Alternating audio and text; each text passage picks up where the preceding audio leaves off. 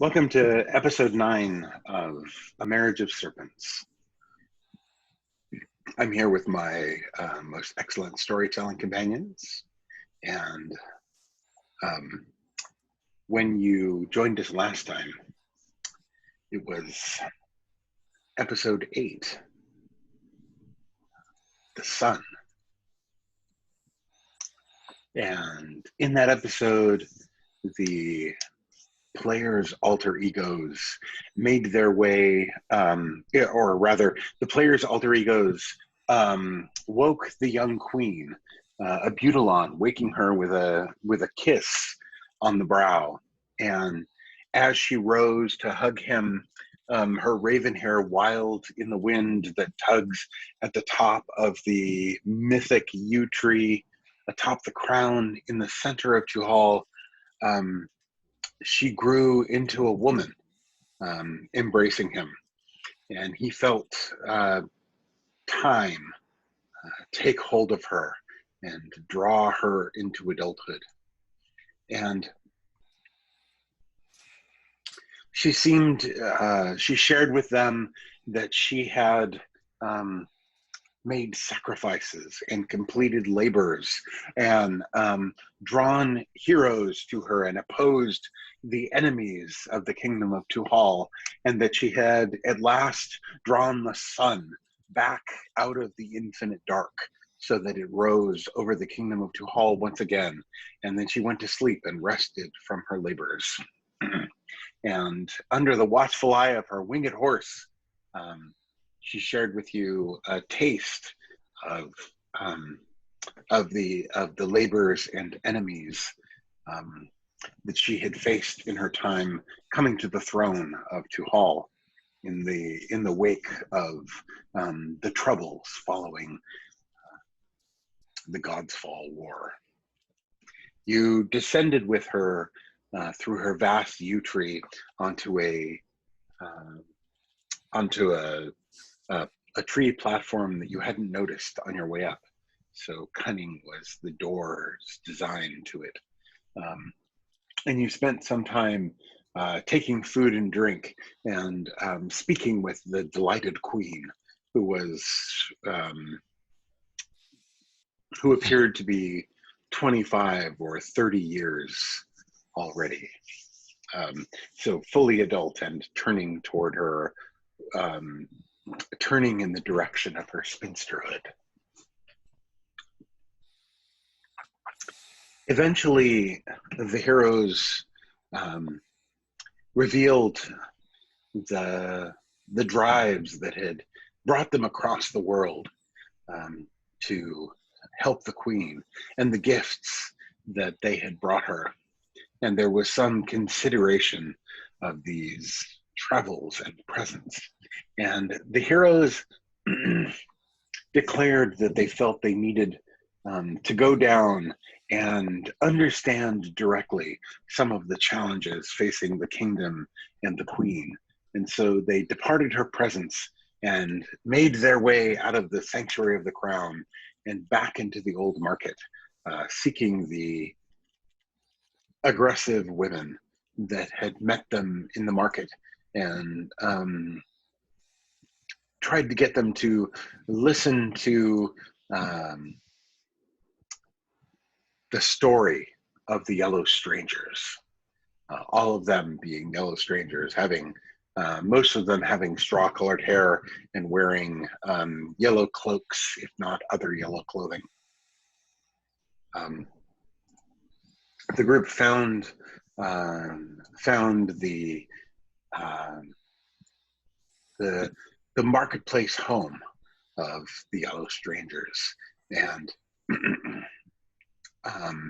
entered and confronted the women there on what their purposes were, and if they supported the queen and the kingdom of the morning, or what their intent was.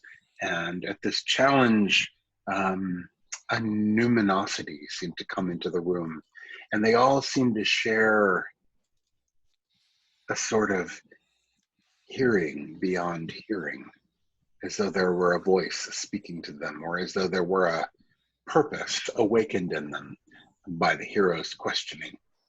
And the women, and all the strangers here were women, and the women seemed to be overcome at the challenge to their intent by a somewhat maniacal ferocity. And they rose as one from the tables and ovens and preparation boards and small wash basins of the large tent that they occupied in the market with obvious murderous intent.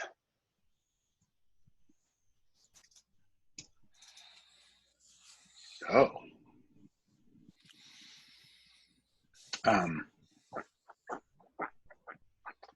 I believe that as a beginning, one of the women reached out and grasped Kiara by the arm, and as Kiara startles at the affront, the woman turns her arm in a painful way that limits her movement. And the other women in the tent have risen, and all their attention is turned on you. And so, would you like to all roll initiative, or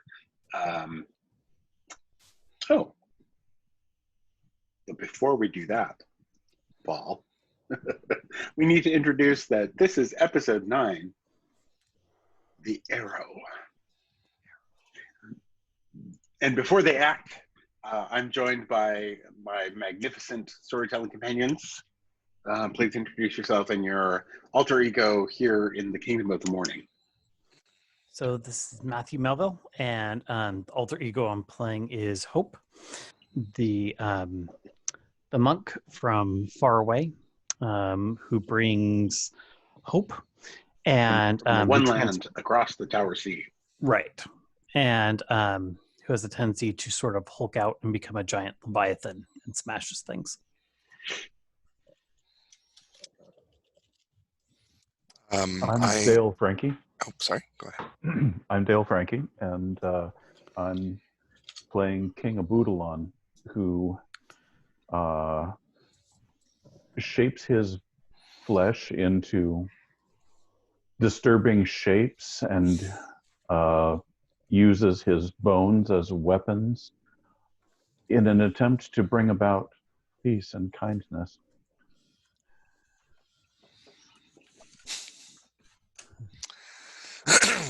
I am John Scavone. I'm currently playing Kiara, who's actually a distant ancestor of Kian. And he remembers her as the story passed down to him as a perfecter of the path that she had chosen. What he is learning as he is somewhat imprisoned in this kind of other world is that there's more to her and more to the gifts that she brings the queen than he realized.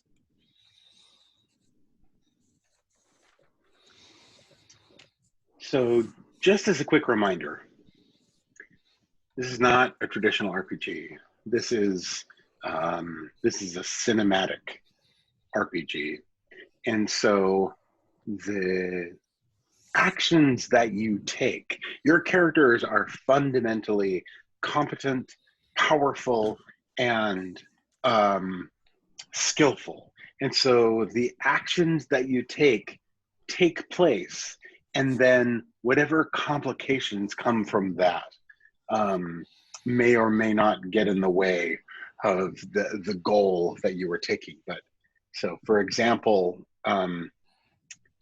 if you were to hit someone with all you've got, you would hit them with all you've got. And the complication, if there were, and it would, especially if you were, for example, the Leviathan, you would knock them off their feet and, through a tent pole.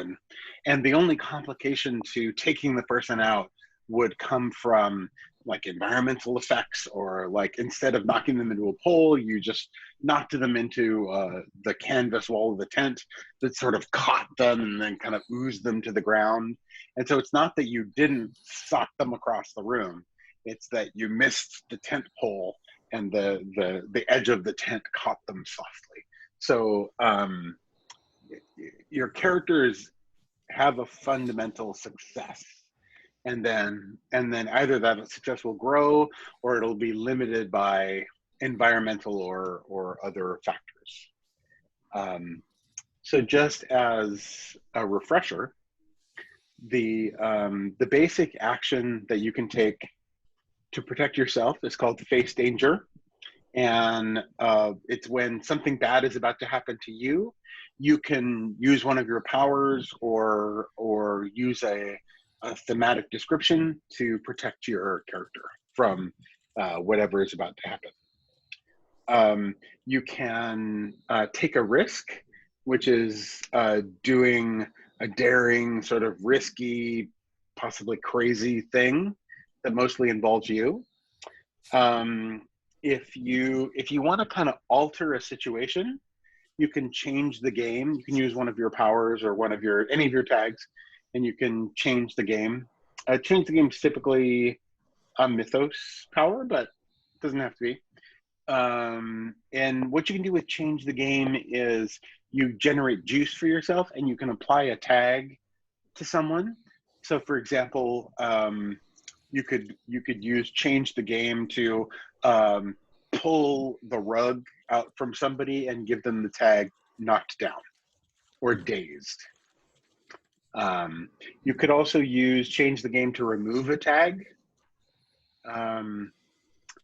So for example, if you were being, if like vines had grown into the ground and were holding your character tight, and you had some kind of firepower, you could burst into flames and use change the game to burn away the ivy that was holding you and remove the bound tag that was applied to you. More directly, you can go toe to toe with somebody, which is basically like, I'm going to use my offensive powers and I'm going to give you a swat and try to give you a hurt status. And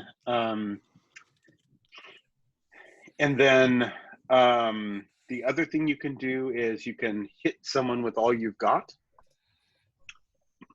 And so that's kind of like the wind up and the pitch. Bam! That's if you don't think they're going to fight back for whatever reason, or you don't think they're going to try and stop you because they've already done something, or they have some tag that prevents them, you can give somebody quite a wallop.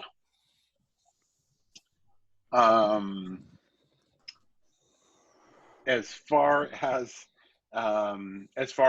power scale goes, the end of that spectrum is stop, period, holding, period, back, period.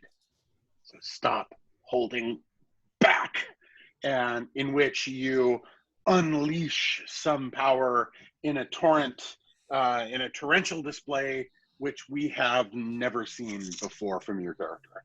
So for example, if you had, say, the ability to speak with and raise the dead, you might use stop holding back to call all of the people that had ever died in this place, to call their spirits up to defend you or to take out your enemies. You should be aware that stop holding back has consequences whether you succeed or fail, and the consequences can be intense. So it's possible. So for example, say you had, used the way of the science of letters, and you stopped holding back with the science of letters, and you wrote, I am a god on your forehead, or I am the god of hope or something on your forehead, and you would suddenly burn with hope and maybe call an army back from despair and rally them, but it's possible that it could burn out the pillar, not the tag, but the pillar, the science of letters, and you could lose that pillar altogether. Or it may change the pillar or whatever. We'd work on it together. But Could we get another? so, What do we need to do to get another pillar? Remind me. Typically, you don't add pillars; you replace them. Well, yeah. Just if it burnt out, how would we go about replacing it? It would be a story process. Okay, cool. So we'd work on it, and like something would start to happen, and something would creep in depending on what you'd been up to. Okay, cool. Alrighty. So, any questions about that? Was a lot. Any thoughts about that? Nope. I'm scared of my character now. Good. That will help the rest of us. How on earth did I get John, a you're mosquito muted. bite? How on earth did I get a mosquito bite under my watch band? How did that happen? Multi-dimensional mosquitoes. Oh. It really wanted your blood. There's so much surface area, though. So much. Maybe it's one of those ones that's allergic to sweat. By the way, I put a PDF in resources of the player moves, which is basically all of that. Yeah. Awesome. There are other non-combat moves in there, but I just wanted I wanted to reacquaint you with the scale of things to do. All right, so as you may or may not recall, the basic role in this game is 2d6, and you can roll that by just saying /roll in Slack or /roll 2d6. /roll defaults to 2d6 conveniently enough. So we could do like /roll +2. Yeah. I don't think you can just say +2. Let me see. Oh, just by itself. No, you have to say /roll 2d6 +2. Right. Yeah. Oh God. I was just experimenting in my channel with myself, and I rolled 2 6s. Interesting probability. So yeah, you could say /roll 2 6. So I'd like you all to roll as the situation moved quickly from a recruiting discussion to enmity. I'd like you all to roll your response to it. And Kiara, I'm going to give you a status of held 2. So you're being held by one of the yellow strangers. Sad face. Sad face. Oh my goodness.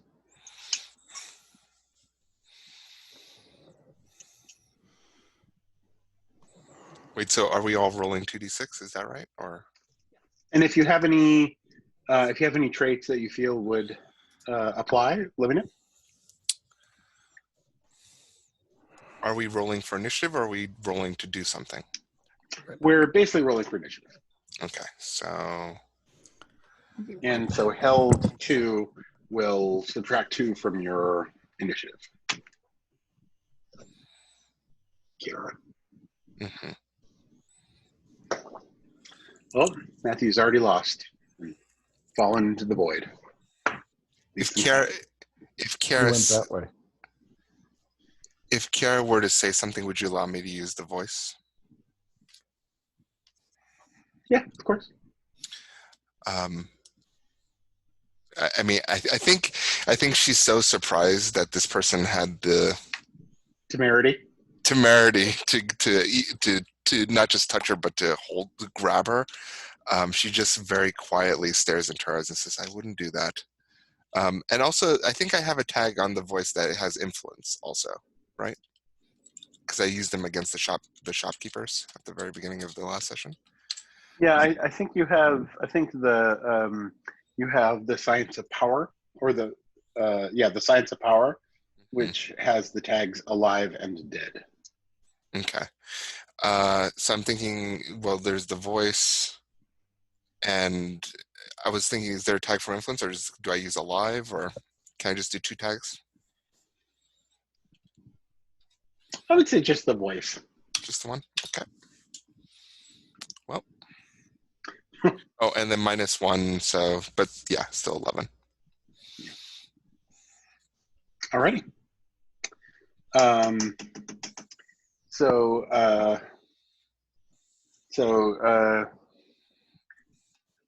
The women rise around you with ropes and chains and rolling pins and vases and coils of cloth and handfuls of clothing darts and other things besides. And so Ibutalon and Kiara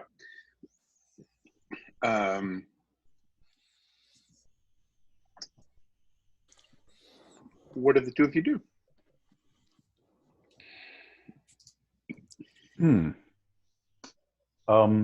Abutalon is standing next to Kiara, and he flicks his arm out in the direction of where the woman is holding Kiara's arm. Mhm. And his fist, which oddly is no longer a fist, but a knobby club of bone, smacks the woman right in the funny bone. Oh. Okay. Great. Bone-to-bone contact. And so,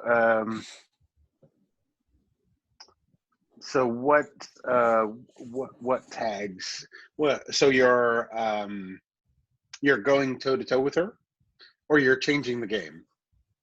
You're trying to remove the tag, or you're trying to wallop her back? I'm trying to remove the tag. Okay, so you're changing the game. Great.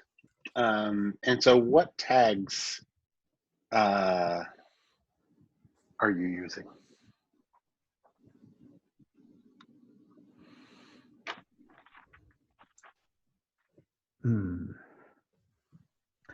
Clay flesh and shapes.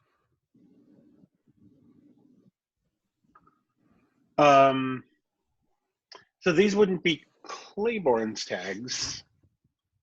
These would be Abutalon's tags. Yeah, we never did that. Well, so he's got horn and bone and change and change in the path of flesh. Really? So yeah. I don't have that written down anywhere. Well, I babbled it earlier, and that's what they are. Oh, okay. At least until we change them. Okay. And make them better. So let me just ask real quickly, like, I put a link to the character status sheet, and there's a new sheet. And so if we want to actually have our tags for these characters, that would probably be good, because it seems like we're spending an extended amount of time in these characters. Mm-hmm. So I'm adding that right now. It was horn and bone, and what was the last one? Change. Could you go over the ones that were under Leviathan for me again? There was momentum, great strength, and ruthlessness, maybe? Resorking?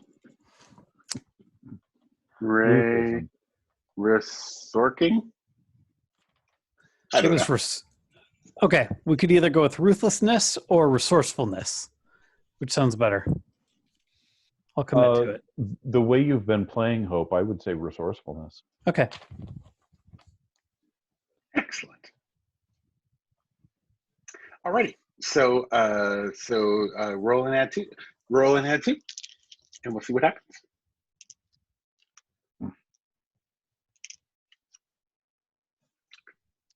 So that's John, or That's Delastrosity. okay.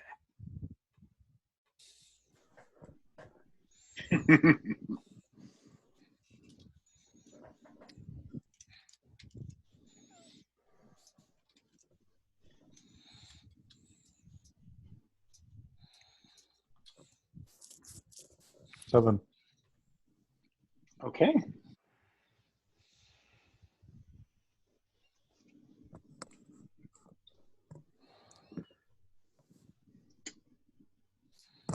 And 7 is it. So she's turned Kiara's arm, and she's clearly like reaching back, and she's just gonna punch Kiara right in the face. Mm. And so as she rears back, her arm comes out, and you and it bends her arm, and she staggers backward, kind of yelping, and you can only imagine the thrill of pain and needles that runs up her arm. And Kiara's free. All through her spine at that level. Kiara, what are you doing?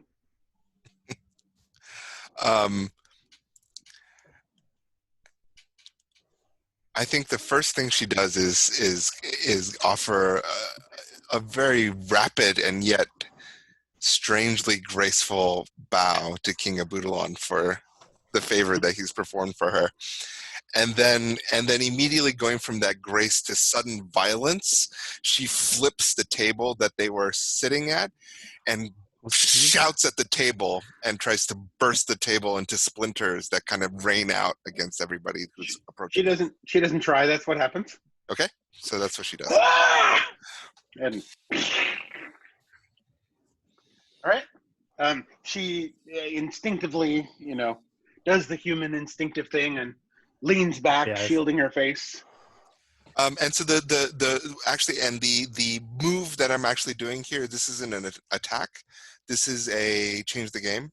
I will want to create a tag of like disorienting the people. Like maybe they get stuff in their eyes, or maybe people like I want them to be kind of on their back. Wood splinters in their eyes. Those might not ever come out. It's okay. In the eye, it's that's not a good place to get. It comes out with a lot of goop. Oh.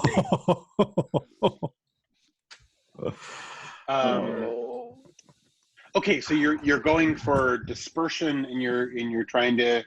Okay.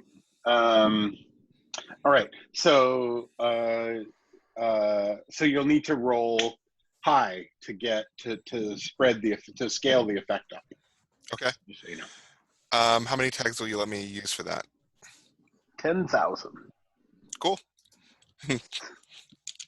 Easy, perfect scale up. Well, I think. Well, you tell me what you think makes sense. Well, I just rolled a 10,010, so.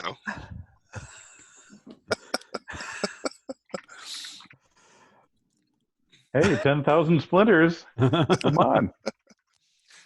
So like I put.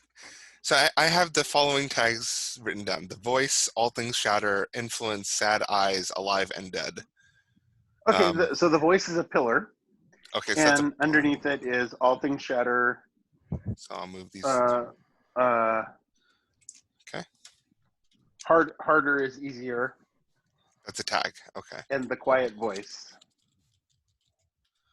So she has 4 tags. Quiet voice. Oh, that's right. I forgot about the quiet voice. Okay. And then under power, yeah, you have alive and dead. In this case, I would apply harder is easier, all things shatter, and does the voice count? I forget. Or is that the pillar doesn't count, right? Yeah. So that's just 2, correct? Yeah. Okay.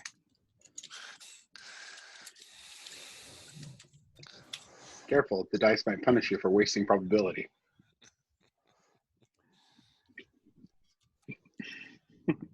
I don't know. You said it'd roll high, so I don't think an 8 is going to do it.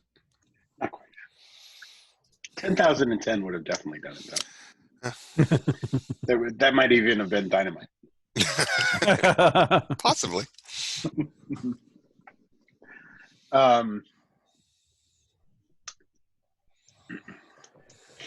Kiara's voice intermingles itself with the wood of the table, and as the table shatters,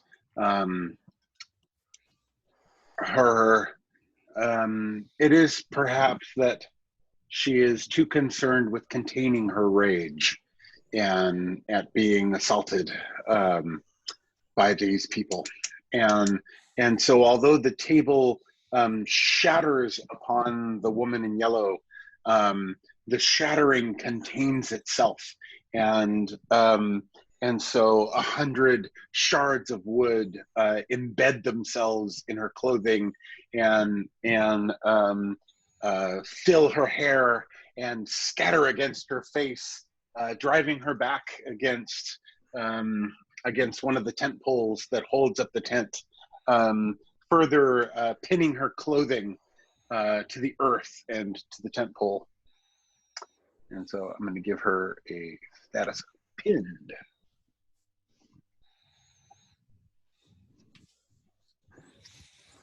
How many how many are coming at us? How many people are here?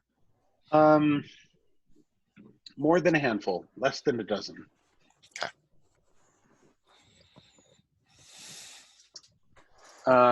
Yep. So in an act of uncanny coordination, two of the women step forward, and one of them brings up the coil of rope and lashes it out like a whip, aiming for Kiara's neck, and the other raises the rolling pin that she was just kneading the dough for fritters with, and hurls it end over end, obviously at Kiara's forehead. We should have waited until they were finished with the fritters before we start a fight. Next time. Then you could have used full belly one. I know, right? Fritter belly Fritters one. are amazing. And so, you're going to just suck it up, or you're going to face danger? Me? Yeah. Yeah, I'm going to face danger. Okay, great. And so, what do you do? Or what happens? Not what do you do, but what happens? I think Kiara, in contrast to the loud scream that she uttered when she was trying to shatter the table, her mouth moves, and the sound is so quiet that it's almost impossible to hear what she says. But as the rolling pin is coming down towards her head, it's like it comes apart. It's a shattering in like slow motion, and it seems to unravel as it comes down on her. Nice. All right. I would like to use. So that's the quiet voice and Yeah. dead. And all things Anything shatter. else? So 3. Sure.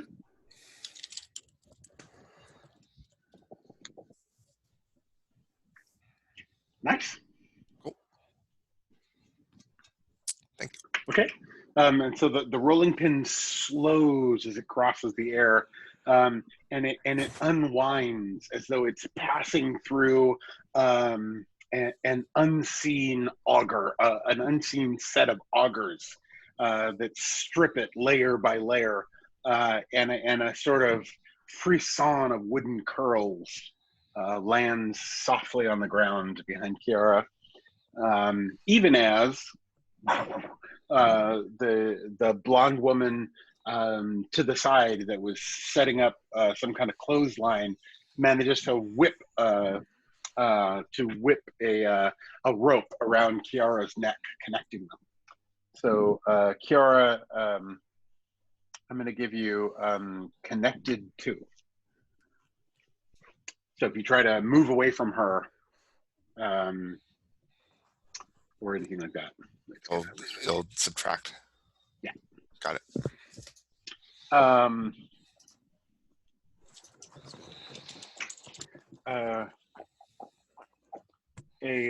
woman that was gathering plates into a wide net, presumably to go and hang them so they would dry, grabs the ends of the net and leaps forward, dropping the dishes to the ground with a massive clatter, and whips the net to catch Ebudalon's head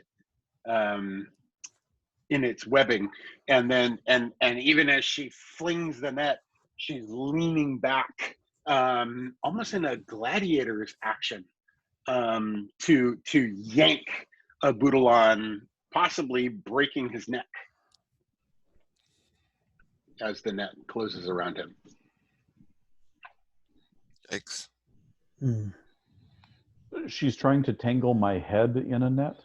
Yeah, so she's got a net and she flicks it out, and as it's whipping out to encompass your head, she's already bracing and falling back, so that as it whips around your head, she'll then yank it and either knock you down or maybe break your neck. Well, that's rude. So how many women are there total in this room? More than a handful, less than a dozen. Great. Okay, so So hang on, Ebudalon, you're Yes. going to face danger? Yes. I'm going to Good plan. turn fully toward her and bow. Okay.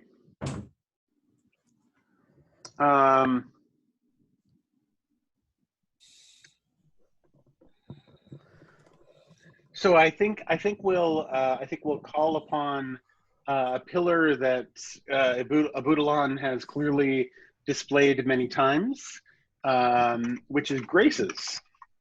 The pillar of graces, and we'll give him physical graces.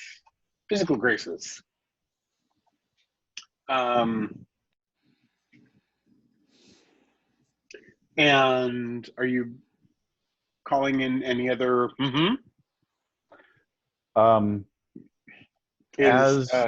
We don't know about Ebudalon's. We know about Ebudalon's sense and the lightning fob. So he might have something from the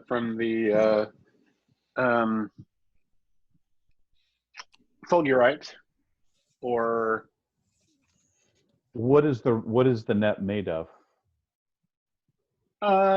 flax. And it's dry. It's moist. It's moist. It is moist because she was gathering wet dishes in it Oh, that's right. to go and hang them to dry. Excellent. Yes. As he bows forward, his left hand, which is still a hand, drops to his belt, and there is a interesting sparkle of pure blue-white light shining into the room as he picks up his piece of fulgurite. Okay. So you're as you bow, you're sort of charging your flesh with the captured lightning. No, So I'm going to wait until the net if the bow does not avoid contact with the net. Okay. There's going to be contact with the net, and she's still holding it. Right. So you're charging your flesh with the potency of the lightning. Yes. Nice. So 2d6 plus 2. Mm-hmm. Neat.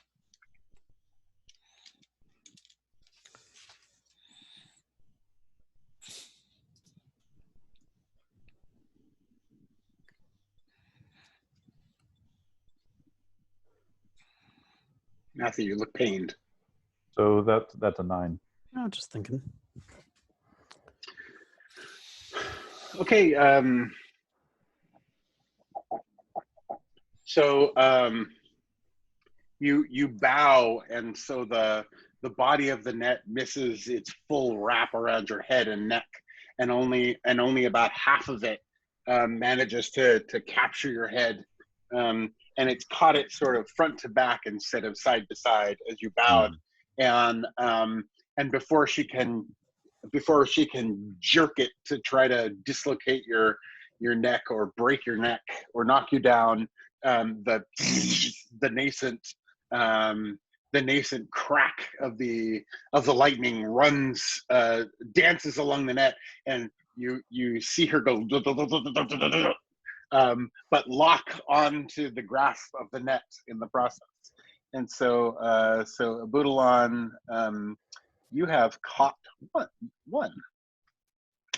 So you diminish the effect, but it still hits, essentially. Make sense? Mm-hmm.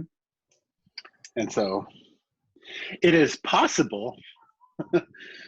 It is possible that not all statuses that are inflicted upon you by bad guys are always bad. Hint. All right, Hope.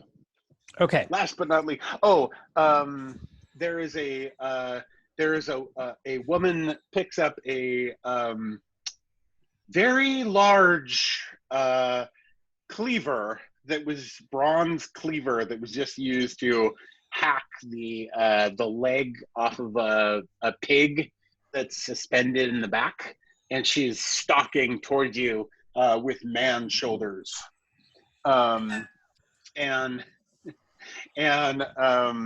another woman has opened a basket, and there's a rattling like the warning of a snake, but you see in fact that she pulls a bronze chain by its middle about, and she begins swinging the chain above her head in menacing whirls as she kind of partway on advances towards you. These women did not get here from the bread making factory. Or if they did, it's a really interesting bread making factory. All right, and so what are you doing? So he's kind of gone into the Leviathan state. And a proverb comes to mind, one of the old proverbs from the temple, in which when the way is obscured, to make your own door. And so he reaches behind to both sides and he grabs two of the tent poles or stakes. What are these? What's the There's a couple poles in the middle. So okay. If you grab them, the whole thing's coming down. And they're just, so it's in the middle and then they kind of branch out. So the sides kind of come out. So there's three pillars that hold up the tent, and they're kind of in the middle, and then the edges are staked down. So okay. Well, great. He's going to bring down the house. Okay, that is going to affect your companions. It is, yes. Okay. So I would like to change the game. Okay. So he's going to take the poles and in one motion kind of just, so he's going to rush forward, kind of pull the poles up and then throw them. So you'll get more of the fabric kind of on this side. But we will still have to find a way out. But we will be a little less obscured. So already the women are kind of up against your companions to some degree. Okay. Some of them are not. So you might baffle them and keep them, from advancing. Right. But we have like 2 or 3 near us, and then you said there are less than a half dozen other ones. So this would essentially help cut off half of them. Cool. Let's divide the room. I love it. Okay. So what tags are you using for that? I think as he's rushing forward, momentum. I think great strength, and then I think resourcefulness was like his universal tag. Okay. So sounds good. So he's going to attempt to make his own way.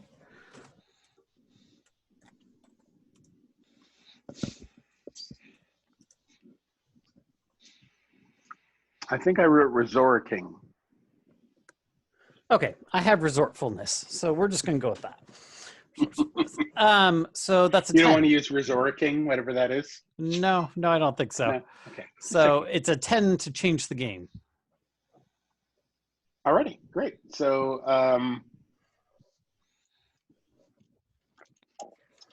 So um, So I get 2 modifier things for it. yeah, so you want to expand the effect. I do. That's the primary one I wanted to do. So that it can Okay. kind of encompass everyone who's not like directly in combat with us. Yeah. And Okay. And so what is the tag that you impose on chain lady and knife lady and the other unpleasant ladies that you haven't fully taken in yet? I'm thinking something along the lines of like buried, because I imagine there's a lot of fabric and there's kind of the posts and there's all the kind of stakes kind of holding things down. So it's a little bit obscured and they're going to have to work hard to kind of get out. Alrighty.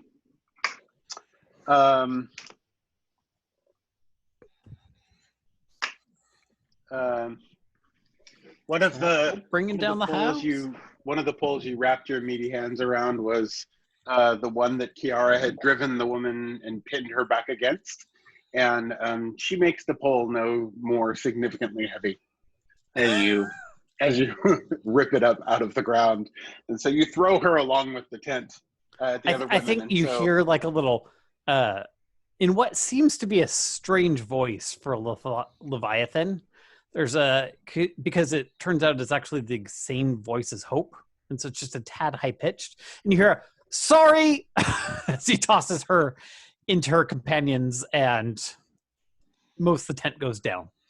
Okay, so grabber, chain, clothes, rolling pin, and knife are caught in the collapsing of the tent, and the three of you are left largely unaffected. I assume, Abutulon and Kiara, that you do not want to be trapped into the tent? Oh, no. No. Okay, so because you're caught or connected, as you take a heavy warrior step back, you drag the women with you, and so rope and net are out now in the open of the market, and there's a general "oh!" of the market. Will somebody roll 2d6 for me? Sure. Oh, sorry, I went back to this. Or okay.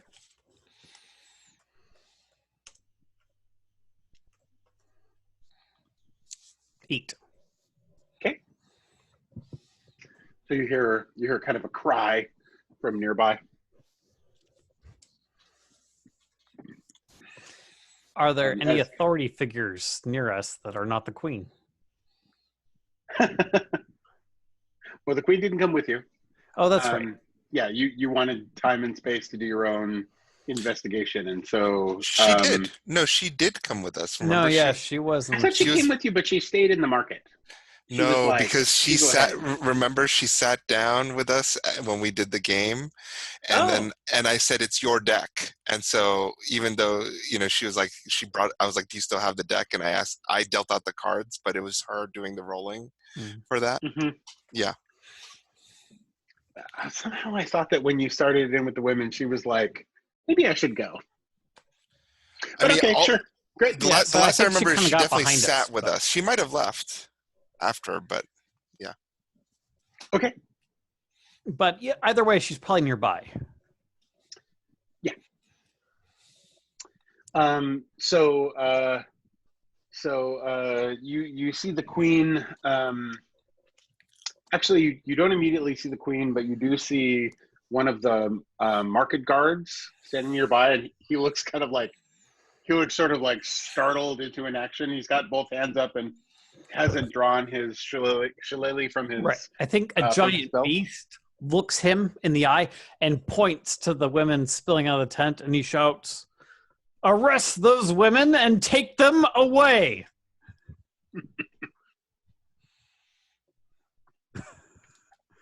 And we'll see if that does anything. Um, cool. So, do you want to like? Is that just a soliloquy, or do you want to actually galvanize this guy to action? Yes, I would love to galvanize. I Great. have misplaced my character things though. That's okay.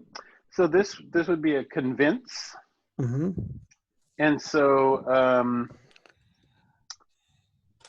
I can imagine Leviathan mattering, and With maybe resourcefulness. sure. Okay. Can I remind? Or I guess we can do that- great strength, the idea that he can shout loud at a slightly higher pitched register. I'm good either way, but +1. Dale, did you have a thing? Hang on. Can I remind that we have already heard from the marketplace guards that they would like to do something about the blonde women? And so he's trying to convince this guard to do something that he actually wants to do.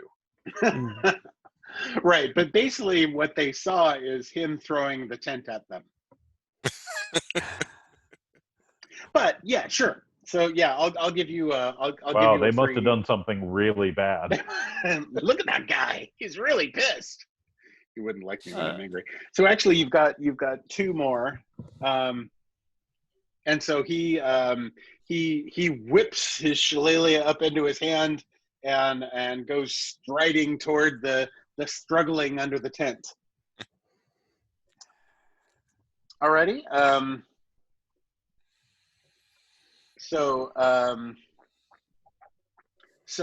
Which brings another proverb to mind, which is hang on. okay.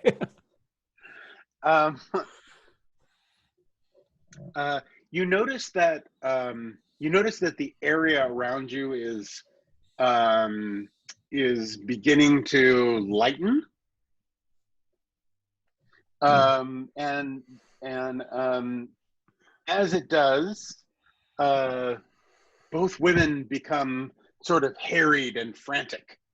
And so Kiara, Rope leaps up onto a chair and falls down, twisting and holding the rope, and she's clearly trying to like drag you, like basically like face plant you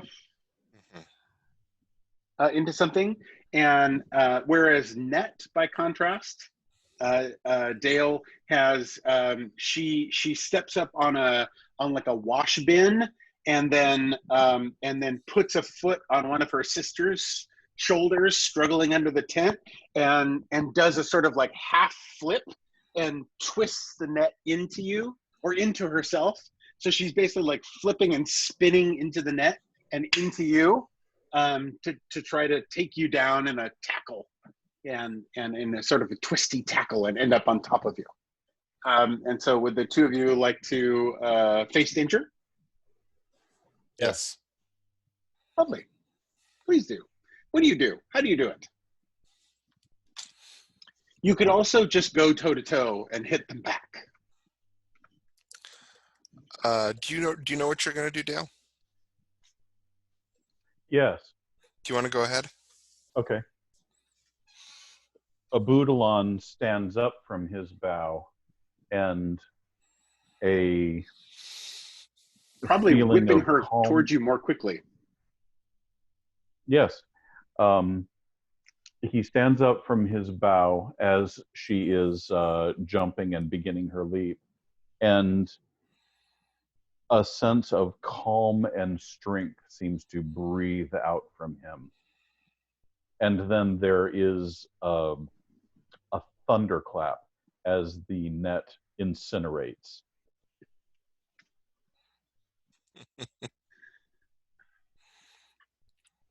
Okay, so that sounds like going toe-to-toe. Mhm. So you're using the lightning and the power of the fulgurite, and maybe your own Scent. physical graces. Yeah. Okay, so that's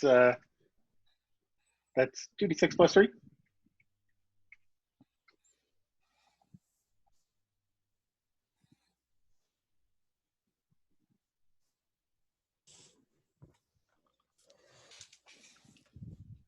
So 11. Nice. All right.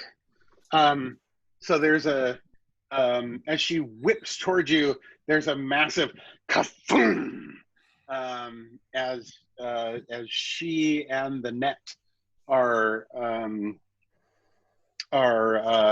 blackened by a blast of lightning and hurled away from you. Kiara? Did you say that she got on top of a chair, or did I mishear that? Yeah, she jumped up on top of a chair and then turned, dragging the rope along with her body, so that she's like up and then dropping to like yank you along. An onlooker who would be watching this play out might be confused, because none of the things that happen seem to happen in a way that would be a normal response to what is happening. Because as she pulls on this whip and that's clearly wrapped tightly around Kiara's throat, Kiara just simply walks very casually and gracefully towards her. And in her frenzy, she doesn't realize that Kiara is still moving towards her. And she gets up onto the chair, and Kiara's lips are moving, and the chair just crumples like an accordion below her. Wow. So I want to do all things shatter, harder is easier, and the quiet voice on the chair. Nice. Damn. And the move that you're doing is you're just eliminating the danger. You're just facing danger. Yeah. Okay. I am responding to her initiative, right? Because I still want to do something, but I'll do that when we go back to the top of the turn order. Is that right? Yeah, it's kind of just going back and forth now, but okay. Because there is something I want to do, but I need to resolve this first. Sure. Okay. 9. Alrighty. So the chair crumples underneath her like into sawdust, and she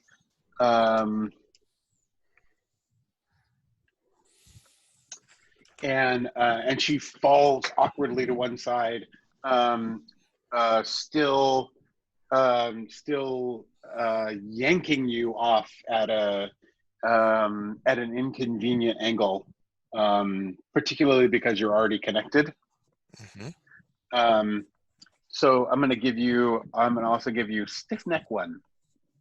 Okay.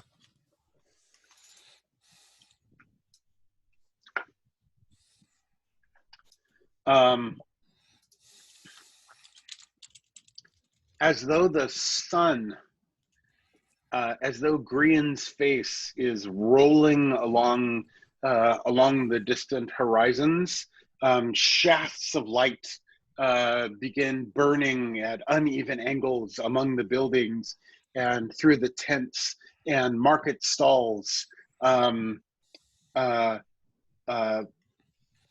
creating a brilliance and a shadow in the area of the fallen tent simultaneously. And you see the market guard leap forward, and you hear in the distance the cry of an eagle that splits the air. I say my proverb now. Go ahead. When the way is tough, the strong do it alone, but the wise ask for help. Please continue. And you see the market guard and maybe another man from the other side of the tent come onto the collapsing tent. The shillelaghs raising and falling, but their forms seem to blur, almost becoming dark ibises or egrets pouncing for food. And in fact, all of the market seems to recede into shadow. And it seems like the the shadows of the buildings lean together and become the dark trunks of trees. And although the light is stabbing sideways still through the area, it seems that a canopy of shadow is curling upward and forming above and around you. And you have the sense of moving without motion, or of two things blending into one, both moving toward each other without moving.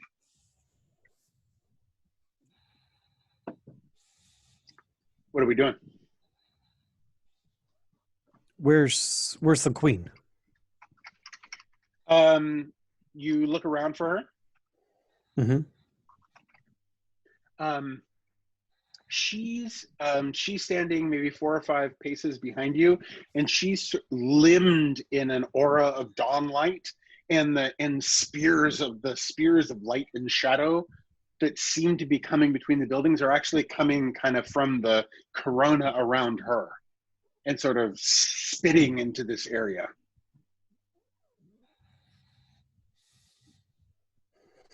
And the women we had are absent. The ones that are trapped under the tent seem to be they seem to be receding or fading or something as the forest sort of springs up around you.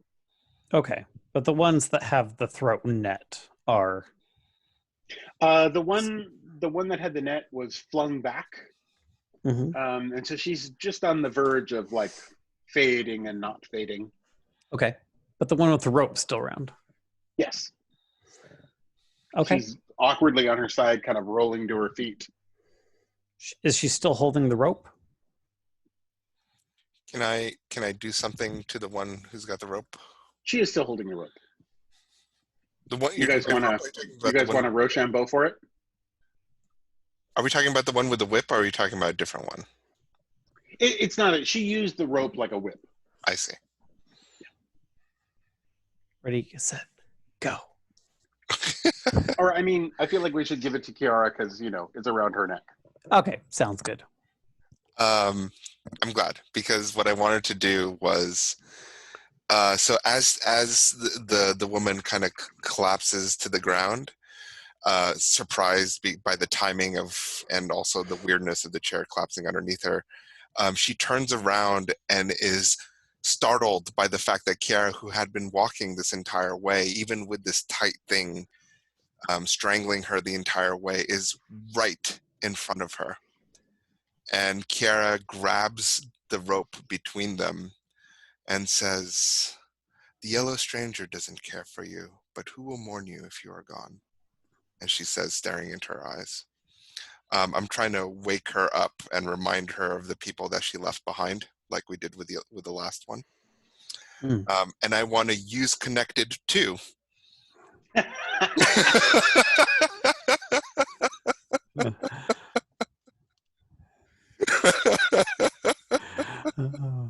And if I remember correctly, that's not subject to the 3 max, because that's it's not my tags. So I'm using quiet voice. Sorry, hold on. What was it? Alive. Influence and quiet voice and alive. And so plus the connected to would be 5. Yeah, you can only actually use one of the tag. Okay, so I'll do +4. And it'll basically burn it down to a 1. Okay. Okay. The proverb for that is that the strings of fate connect both friends and enemies.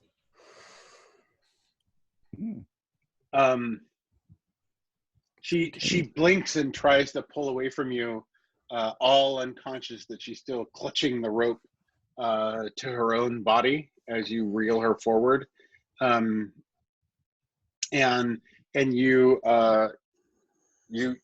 grab the rope, and as you speak, and kind of begin to unwind it from your neck, but drawing the woman up to you, and it seems like she steps out of a strange light, and the hue of her clothing begins to deepen and darken, and the paleness of her skin begins to pink up, and you can see that there's darkness at the roots of her hair, and it's stretching out in streaks down her two blonde braids, and sort of coiling darkness down through her hair.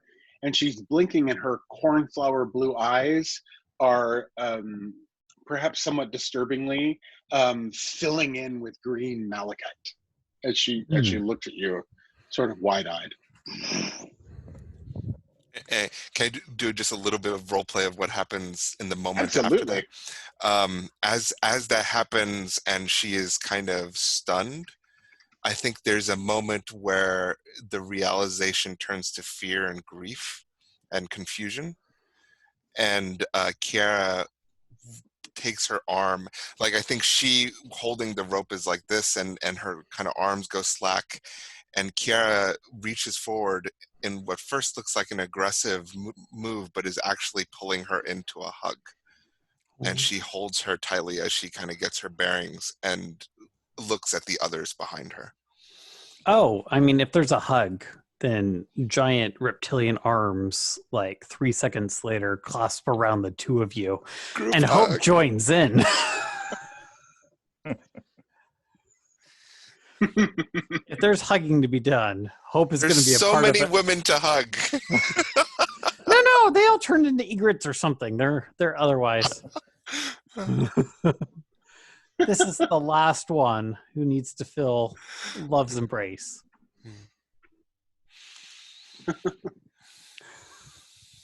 Butelon, you tilt your head as the fusillade of light and shadow grows into a tunnel and then sort of expands outward, stretching forward, kind of beside you, and the light beginning to kind of filter through you.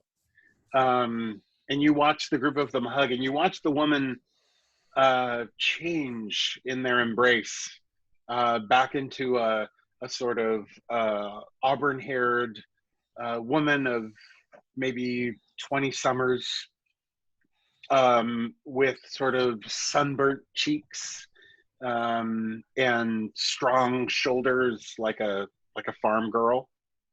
And the elaborate yellow cloak is gone, and there's a sort of homespun, mud-colored cloak in its place, with very simple, darker clothes in their place.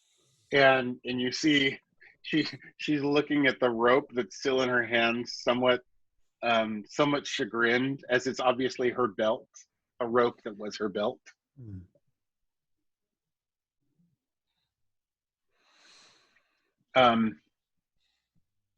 And as the hug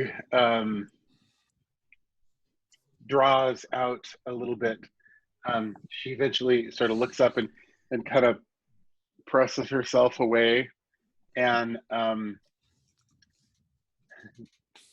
Kiara, you feel, you can literally feel the aura of Auror, your heroic aura, which is visible, palpable to you, but probably not to others. And you see her, as should have been the case in the first place, in a way. You see her sort of overcome in awe of you, as most people are. Sorceress, lady sorceress that you are. And she sort of, the child. And she looks around at the weird overlay of the now, as you follow her gaze, she looks even more sort of overwrought and terrified, and you realize you're standing almost, you don't quite know how to describe it, but it's like you're in two places at once. That in a line before you and behind you, there is a dark wood Mm. The almost perceptible details of its bark nearly formed out of shadow, and simultaneously to the right and left there are the sounds of the market filtering in, and you can feel the way that you're standing on the brink between two things. And Abudalan, you're intimately aware that sort of the hallway of forest, if you will, has been generated by the queen some few steps behind you, and that somehow her power has pushed the market back and somehow brought the forest around you. And you realize there's the scent of petrichor in the air, that scent when rain hits the forest loam. Can I propose something? Because I think with Hope and Leviathan, to some extent, you kind of have one or the other, but you never really see a transformation. He is either one or the other, and it's more like they kind of switch places. So you don't see him like grow or expand. He doesn't Hulk out, but he's just the Leviathan one moment and Hope the other moment. And so I think the Leviathan takes the girl and shifts, and one moment she's in the forest with the Leviathan, and the next moment she's in the market with Hope, and then he lets go of her hand, and then she's alone. And I think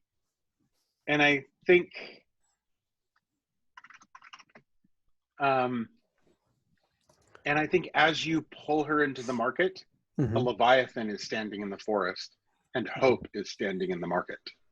Yeah. Simultaneously. Right. Nice. Nice. The woman sort of blinks at Hope and begins to swoon. And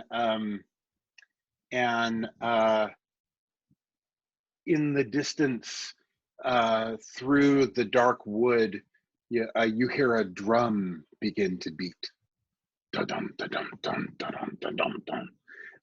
And it's a rhythm as old as the nations of Maur. And why don't we pause and take a little 5-minute break? Awesome. Because we've been at it for a bit. Cool. There is the sound of drums in the distance and musical instruments or voices droning out of the forest, mixed with the distant susurrus of the market that has become like 100 mad people whispering in the distance. The thing that cuts through it is the queen's voice, clean and clear and direct as the dawn. This is what lies beyond the yellow strangers, I think. And as you turn, you can see she's, although she's only standing a few paces away, there's some strange distortion of perspective and vanishing point, so that she seems to be standing at a point where the market collapses in on itself, and the forest seems to issue from her outstretched fingertips as the light of dawn is devoured and becomes the shadowy, the vast shadowy conspiracy of trees. This is what lies behind the yellow strangers. This is what leads, I think, to the yellow stranger. Tell me, Auror, do I close the way, or do we take it while it lies open? I can feel the voice closing the way. And her hands begin to shake with the strain of holding the avenue into the forest open.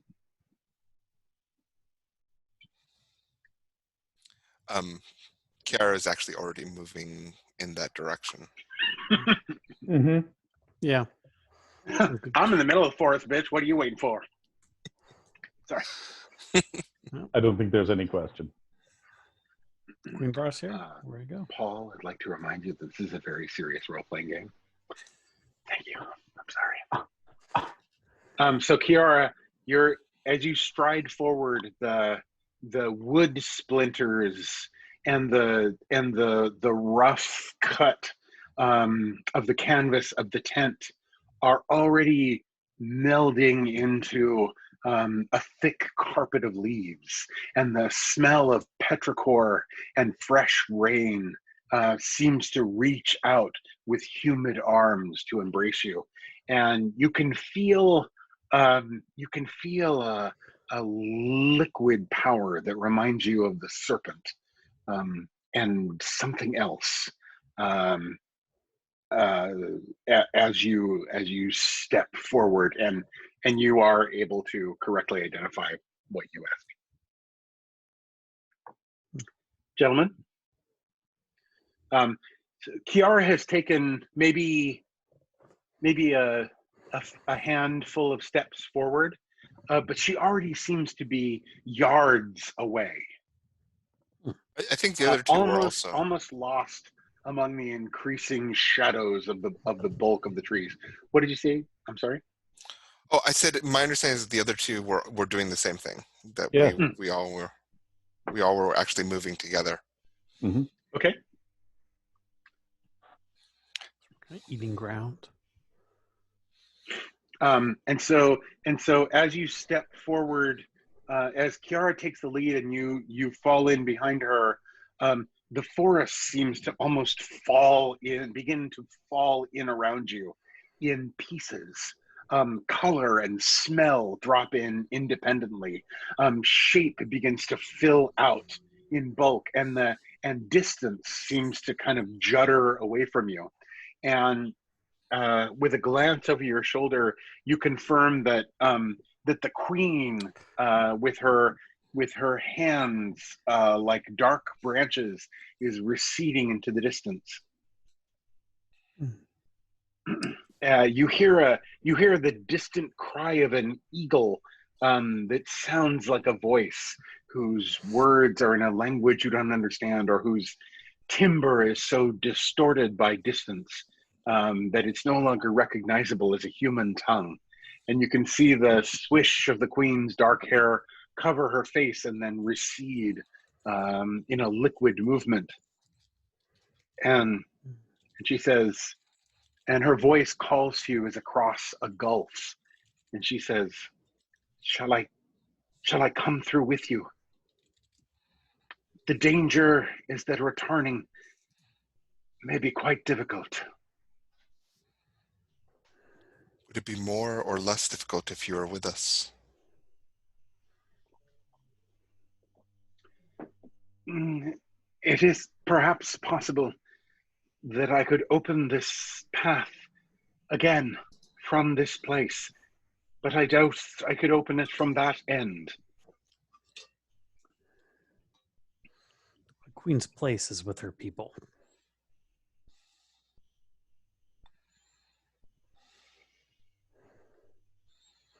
If you had any way to communicate with us, that would be ideal. But otherwise, I think we can do this alone.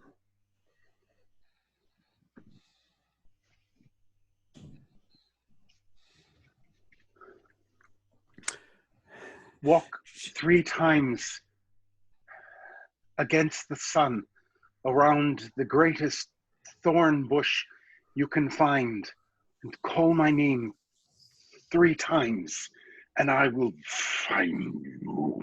And then, like a quiet thunder, her distance collapses, almost smacking you with the dark bulk of the Tingwood, taking reality around you. And it is clear that this part of the woods is filled with song and voice, and also it isn't. It's a great dark wood, and there is almost no sound here. The trees have grown their branches together overhead, so that even though you know that the dawning sun hangs on the horizon, its rays do not reach the forest floor, and only a sort of infinite twilight fills this place, like the sound that you're hearing, not with your ears, but with your flesh, the voice that you're hearing as though your bones have become a conductor for this particular sound.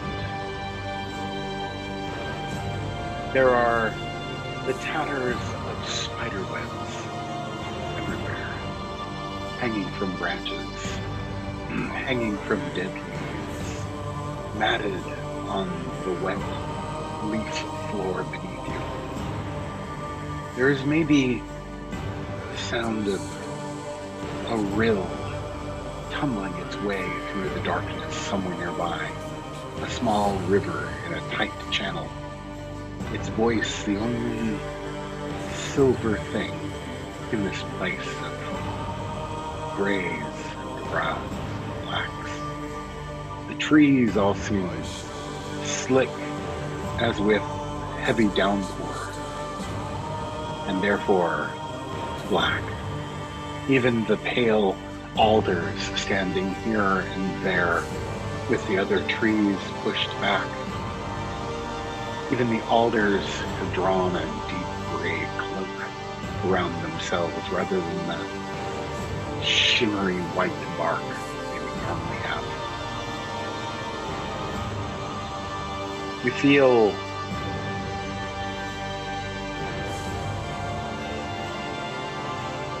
an intimate aloneness welcome you to the taste.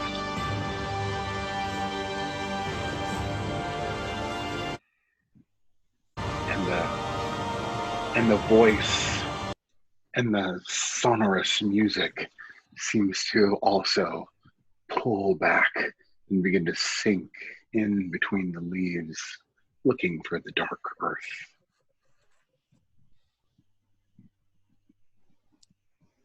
My people have a proverb that when life's cares are overwhelming, one should walk through the woods and commune with nature. However, I'm not feeling more relaxed. Are all the woods in this country like this?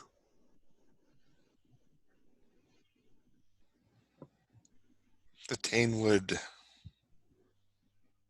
is the only one of its kind.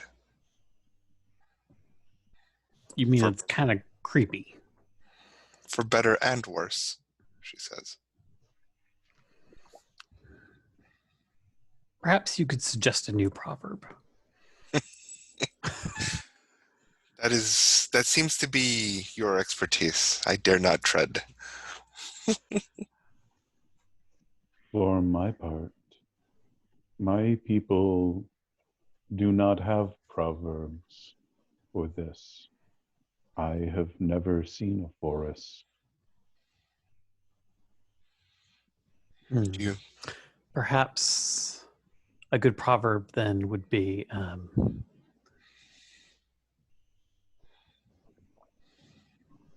wisdom is left wanting when it travels the Tanewood.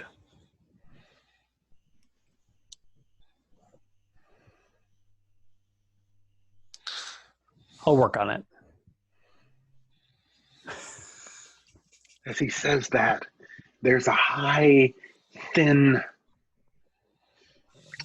squeal that pierces the wood from somewhere ahead of you and off to the right. And it's followed by a crashing and a splash, and then another squeal. Does it sound human or animal? It's like a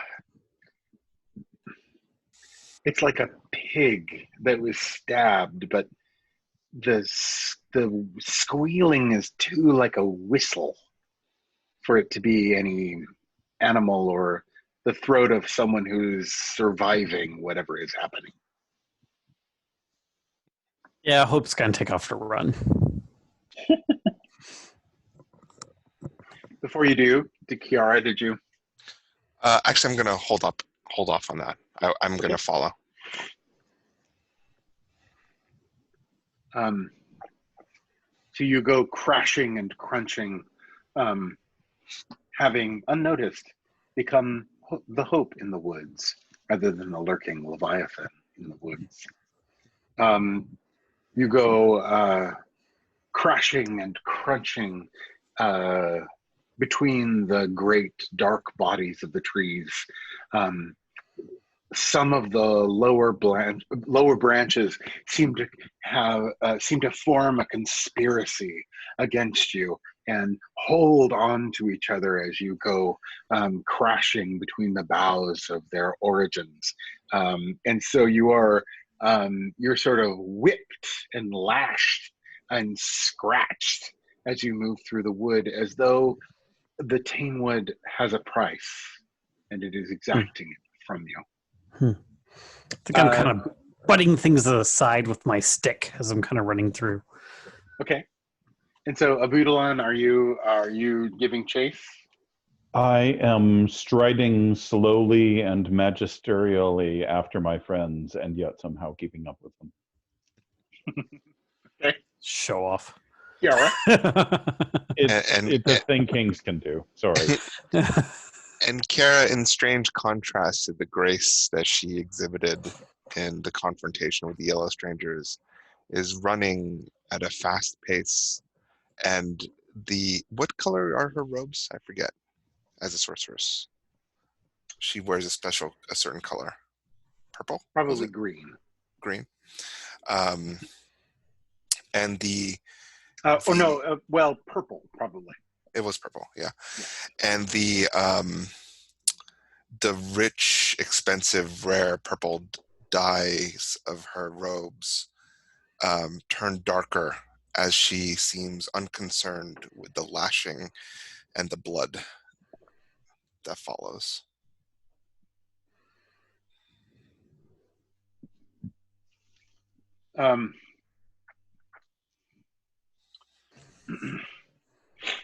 Thanks only to the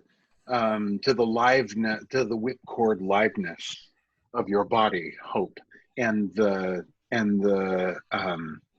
long training with the Inhumans of the One Land. You catch yourself before you fall down the great black-sided chasm that holds the rill as it moves through the forest. It's surprisingly twice the height of a woman, and steep-sided. The bottom of it surprisingly granite, white and blue with little pale flecks moving in its base. The depression as a swift and ice clear torrent of water races down it. Maybe the height of a man's hips or the depth of a man's hips, and you see a small dark body tumbling end over end, catching at slender pale tree roots depended above the stream, but failing to catch them, and a long silver trail of a cord unraveling out behind it as the figure clasps for any purchase in the wet ravine. In moments, the figure will have tumbled into the distance and around a sharp bend, frothing white, and surely be lost to you.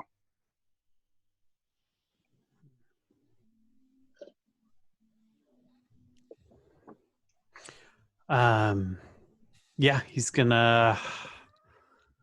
Sorry, that was a lot. And a sudden stop. Are there any vines or like trailing things that he could use to sort of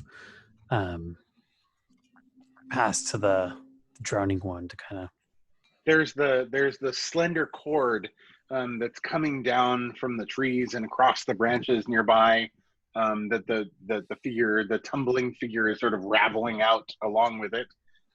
There are many.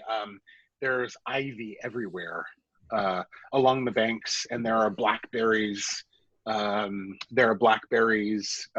Locked in an endless battle with the deep green ivy that represents the eternal life of the spirit. Mm. Yeah, we're gonna avoid the blackberries, but we're gonna find some ivy. one place where the ivy is clearly won and looks like it's doing well and is long, and he's gonna quickly knot it around his staff, and then he's gonna throw it like a javelin and try and throw it just beyond the figure, like to into the mud bank above the rock. Yeah, so that they could grab that, and then he could use the vine to pull him in. Great. That's amazing. I love it. Okay. So you can have your staff as one resource.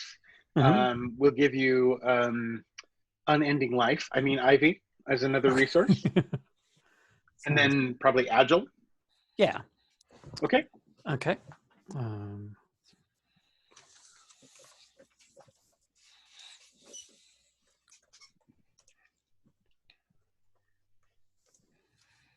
Anybody want to magic up a help point out of nowhere? Oh, yeah, I was going to ask, can I use a help point from like that I had for Cecile for hope? Sure. Or actually, I specifically have one for hope, so I'm going to use that. Great. And what form does that take?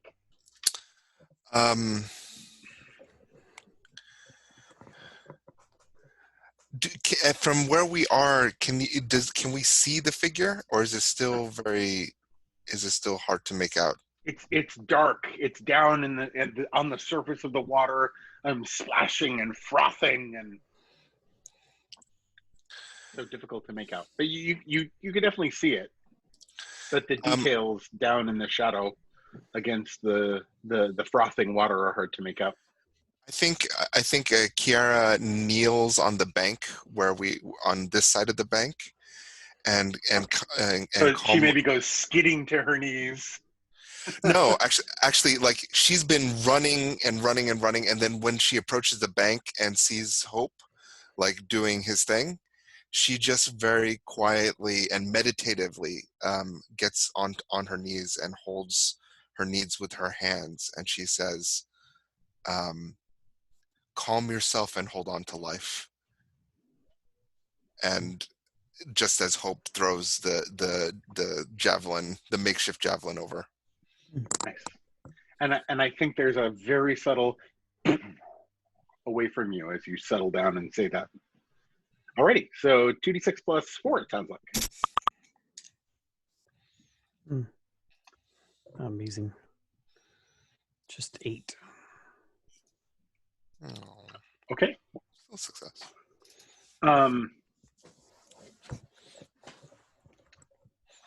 The Tainwood, as everyone knows, has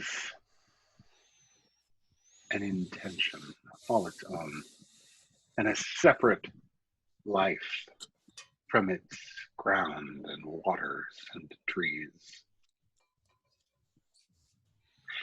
And the Tainwood seems to want this one quite a bit. And so the javelin, tethered by the long cords of living, plunges hand deep into the heavy, dark earth of the other side.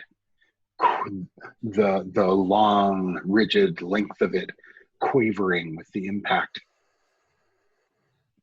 And the figure flails at the cord spinning out away from it. and doesn't see the javelin. At first, the javelin of the staff, until it crashes up against it and water splashes the dark bulk of the hillside and mud begins to sluice down into the rill, and there's a scrabbling of limbs against stone, and it's only only the slender curls, the as yet unformed leaves of the ivy that that catch the limbs of the tumbler and hang on for a long moment as the ivy pulls away, and the tiny pale streamers of the ivy longing to be leaves, longing to cover all the earth in green and vines, hold and hold, and the water froths and the figure spins up against the bank and clutches hold of the staff, and buoyed by the skills of hope, the figure manages to crawl up out of the water onto the staff, dripping, and you see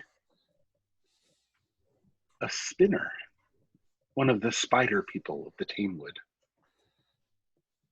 A small one, maybe the size of a very large cat.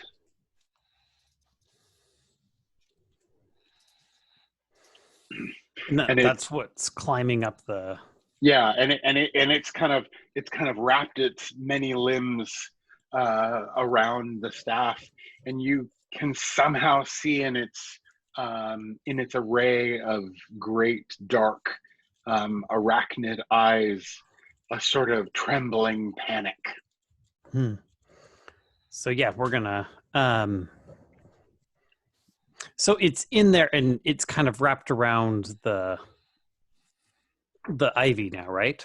Yeah, it sort of caught the ivy and then sort of like grabbed onto the ivy and the staff, and it's sort of like susurrating there as the reel so is buffeting it. If we pull it back through the water, it's just going to get knocked off. It might, yeah. So what Hope is going to do is he's going to try and elevate the ivy so that it comes out of the water and allow the spinner to kind of climb along the line back, as that's something spinners are pretty good at. Okay, so you pull the ivy up, and so I think he's going to go up and he's going to try and loop it over a branch of a tree nearby, nice. And just kind of increase the angle so it pulls it out of the water and it can kind of go up a long line, because that's what spiders are good at. Quite alienly, King Abudalan, like nothing you've ever felt in the searing sands or the great shining jewel city of the deserts. You feel the dark, woody, murderous intent of the Tamewood pressing down on you in a way the sun never has, even in the most burning summers.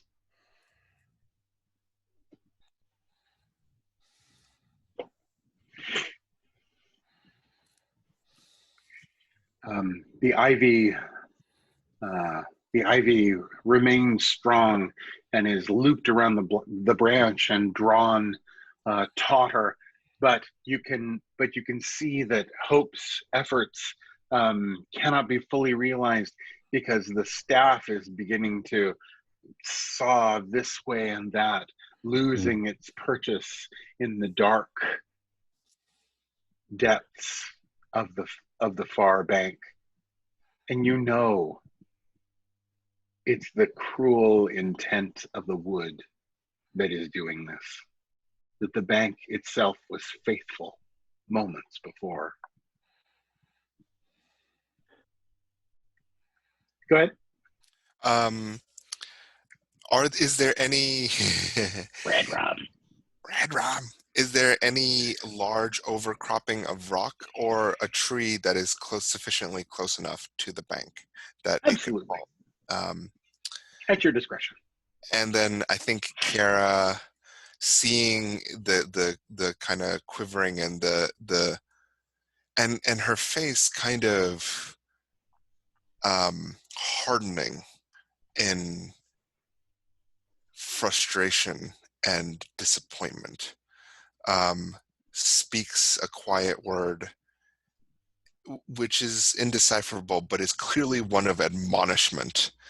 And there's a creaking and a groaning and a crunching as the tree, part of its trunk, just sort of crumples into the earth, and the tree, a tree, collapses into the waters, somewhat downstream of where the spinner is, providing it potentially a way to prevent it from being rushed away and something to grab onto. So I think it's a vast, heavy, and sort of insanely complicated, ancient, 1,000-year-old oak that cracks and falls into the rill, with Gonna make us its popular with the forest. ripping itself out of the branches of its compatriots, dropping its 1,000 curled branches, like a mad woman's hair, or like the structure of a brain dried out and left too long in the sun. And it sort of crashes into the rill, and there's a slump as a side of earth goes down along with it under the ton of water-sogged weight of the ancient oak. And as the staff gives way from the bank, impossibly lithe and impossibly strong. You can look at that later.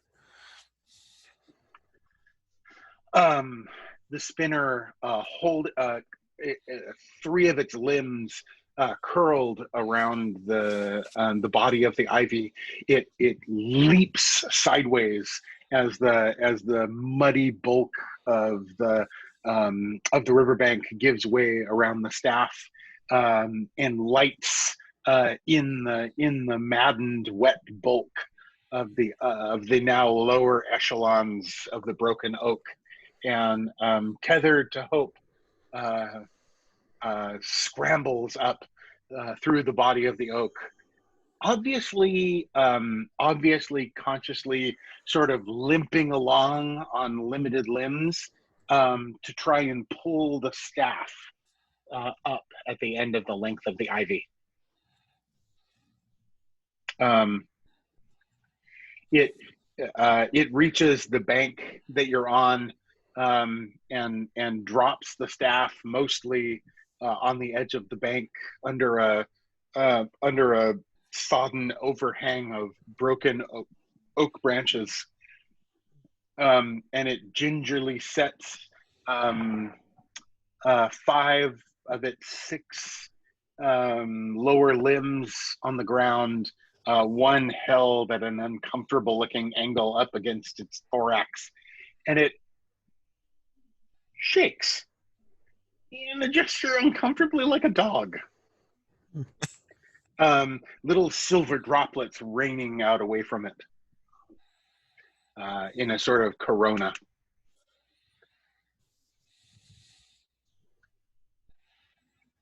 All right. Hope's going to address it. Yeah, go ahead. Say. Go ahead. Pardon me. Do you understand my speech? In a gesture terrifying to all creatures that give birth to live young, the spider raises its thorax up from the great bulb of its lower body, its head and four mandibles lowering so that the great eyes in the center of its forehead can look at you directly, and it regards you for a long moment, and you can see fractured images of yourself in its two great eyes and the six lesser ones that surround the larger eyes, and and it and it and the the upper the upper thorax seems to writhe momentarily, and you can't tell in comfort or some self-calming gesture. And then its mandibles open, and it distends its jaw, and the mandibles, it reaches to the side and pulls some leaves into its mouth, and you see complicated baffles inside of its mouth working the leaves into shape, and then it speaks with a broken susurrus imitation of a human voice.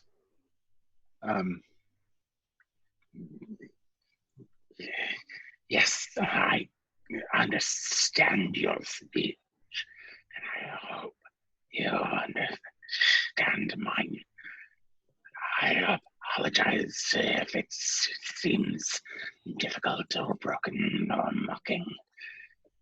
Your speech is strange to us and difficult, and we learned it from the cat people. I understand you perfectly. That is an amazing adaptation.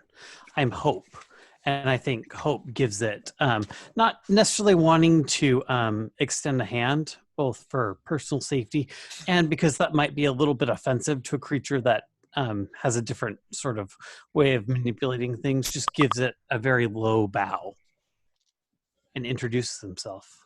I am Hope, the traveler, and these are my companions. The thorax bows outward slightly, and then with a kind of clicking, it sort of rolls forward in a sort of puppetry imitation of a bow. Hope is just thrilled. This is awesome for Hope. Hope, because I don't think Hope has ever met a spinner, and this is the most exotic person he's probably met. And he gestures to you. Would you like to introduce yourself to his companions?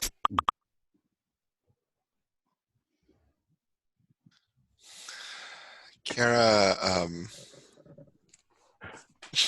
nods slowly and tilts her head. Are there others like you?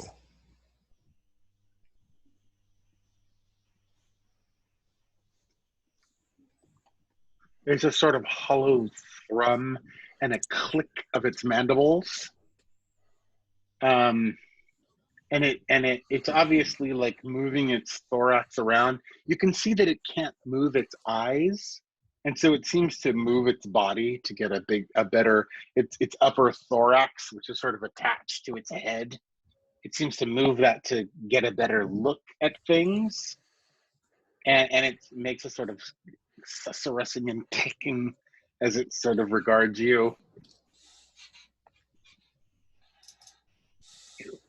You are from the lost kingdom of wonders.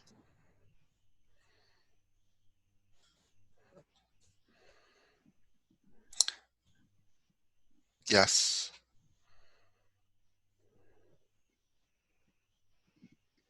And yes, you? Yes, great. Purple one. Snail? Purple one. There are others, but we are being extinguished by the Wolf King. Extinguished, exterminated.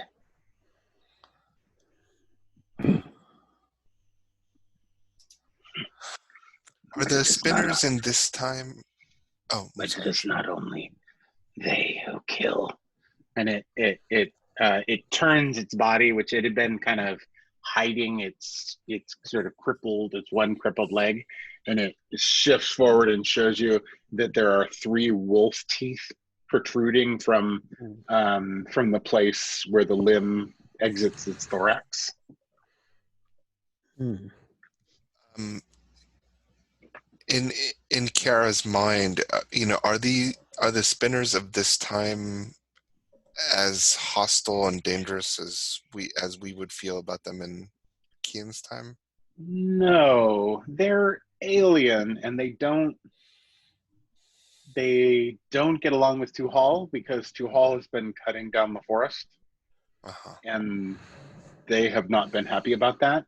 But there have definitely been, now that there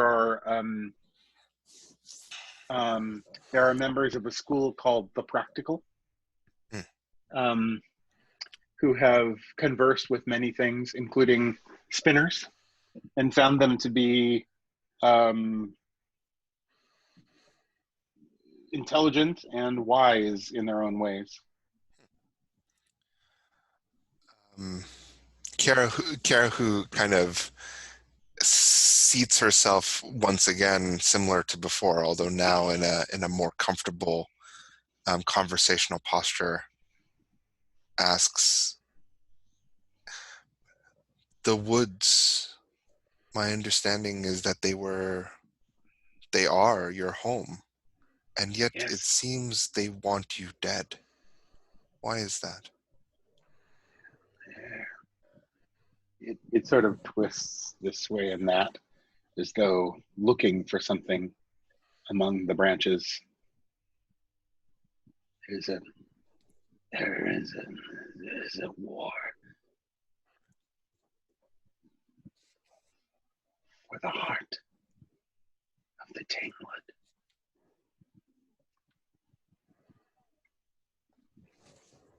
And who is waging it?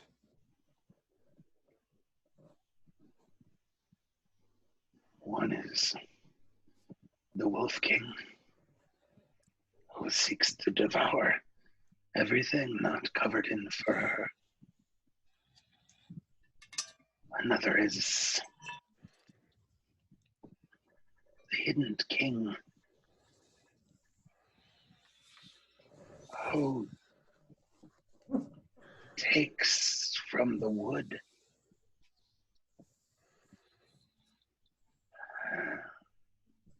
but does not hunger.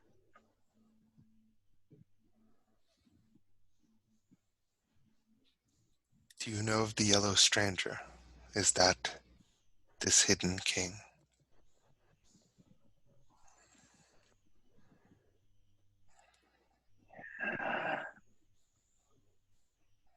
That is an interesting name.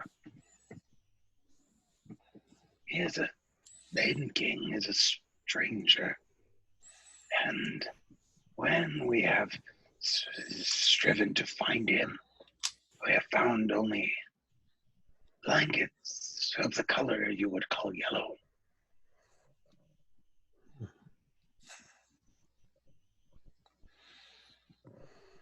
And what is the purpose of the Hidden King? What does the Hidden King want with the forest's heart?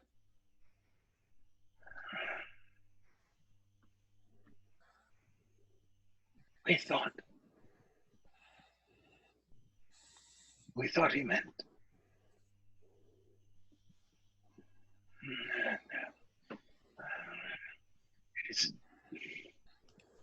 meant to enshroud the wood as we would enshroud one of the filthy flit, so that we could become soft and become food.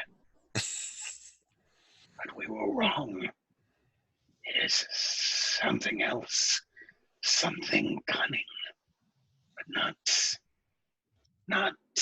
And it's two upper legs that have small manipulators on the ends, sort of gesticulate at you, much like a human mimicking casting a spell.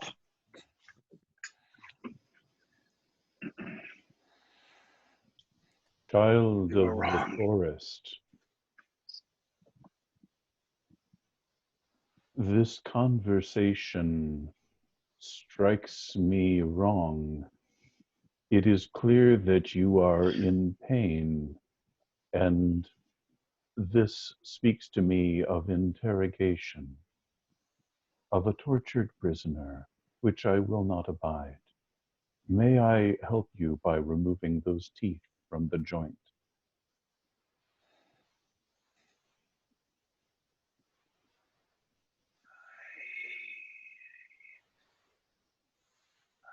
I do not understand your offer. Already you have saved me, and the dead is mine.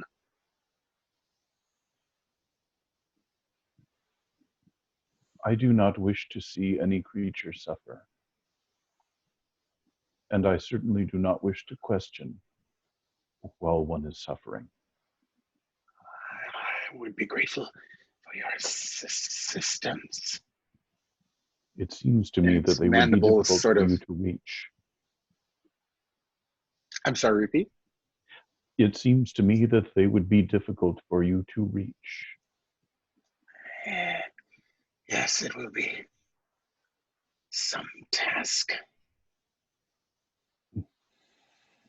May I assist you? Yes, Okay, I would then I'm be going to approach and grateful. gently pull the It teeth. rears back, drawing two more of its main legs up off the ground, and sort of bringing its legs closer together, so it sort of rears up in front of you. And even knowing that it's small and wounded, rearing up that way with its black eyes just below yours and so Mm-hmm. close, there's a thrill that runs through you of the legacy of kings who fought monsters.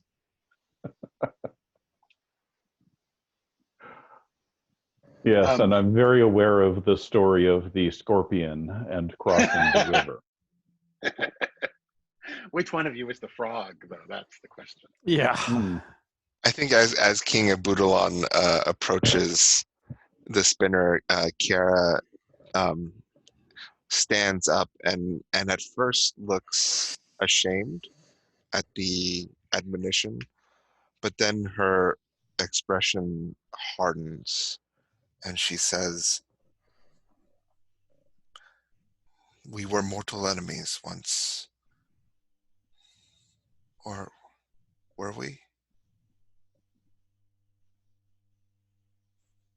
And she kind of blinks. Half of its eyes are perhaps regarding you beyond King of Budalon with their fixed, wide gaze. It doesn't refute what you said, and that feels intentional. With your skill with horn and bone, the teeth are easy to remove, and the spider's flesh is different than even your malleable flesh. And once the teeth are removed, there's a kind of thick ichor that oozes out in their place. But already the spider is moving the leg, the limb, in its joint, and kind of chittering to itself, and then quite suddenly evoking another thrill up your spine of a long, successful history of monster hunting. The spider kind of inverts itself into a ball, the prickly hairs on its back thrusting out. And you can see it using its mandibles to spin webbing, which must be what you were seeing spun out, not a cord at all. To spin its mandible, to spin webbing out of the base of its body. And it does some very agile and complicated things, weaving a sort of supportive sling maybe around the base at the base of that limb, and then it stands back up. It kind of goes down and then sort of hunches back up like an angry dog, and then kind of comes back off the ground with its forelimbs and looks up at you from a lower height. Amazing, Hope says. I'm going to sit down cross-legged in front of it and say, I come from a hot, dry land. I have never seen a forest before. But you,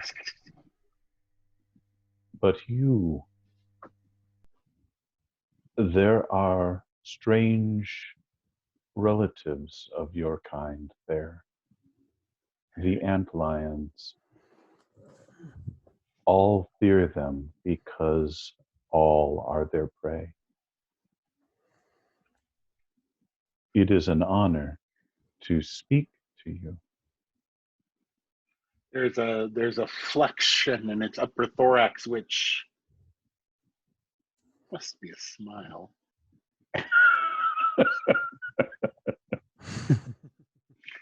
But you're unable to interpret what kind of smile. So I think also at this point, Hope has tried to retrieve. Oh no, he did bring back my staff, right? Yeah. Okay, cool. Yeah. So you unwrap the ivy from it easily and kind of clean off. Yeah. Spinner, we came here to meet with and to, I would even say, stop this king from what he's doing. It seems we have a common goal. Which king?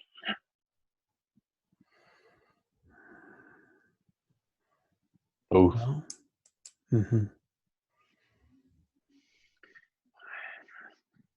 I've heard the forest is whispering. The Wolf King is out in the Green Plains, feeding the ravens.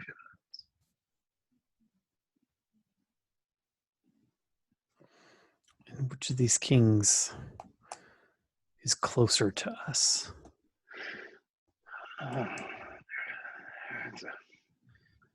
There is a place.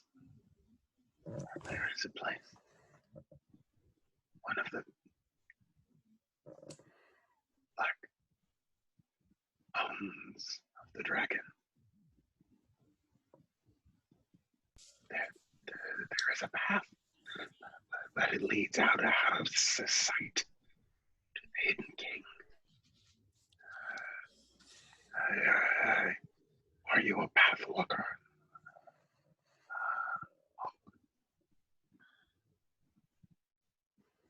King, I believe, is. I'm sorry, people. I need to step away for a moment. I'll be right back. Sure.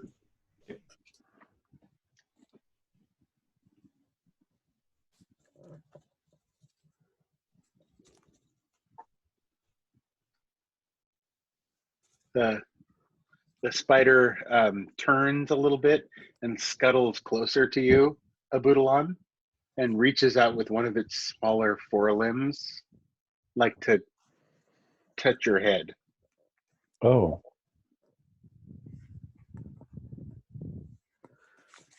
Do you stop it? No. Best is this crown that comes from within and cannot be given or taken. The only crown worth having. And it makes a sort of a hand gesture that goes along with that you can't quite interpret. Or hand gesture, four-lib gesture. Mm-hmm. Mm-hmm.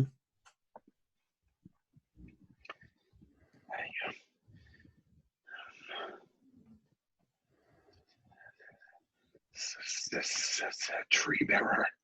You are a pathwalker, you say. You came. Somehow there is an unseen path nearby. Did you come this way? Was that? And he points to where the queen sent us from. Or do you refer to another path? It sort of extends its thorax the way a human would sort of lean closer to something. But as it does, it sort of rotates it almost sexually, sort of back and forth, so that its head sort of, and it says, yes.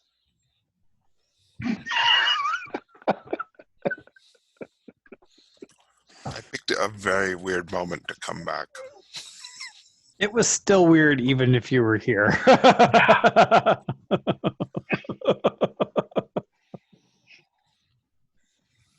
just let you know the spinner has no honey, so you're safe there. Mm. Also, our nipples. What? No. What? Only mammals have nipples. Right, That's it a has rule. no nipples. Right. Yeah. And no honey. So, Okay. anyway, so yes, it agrees with you.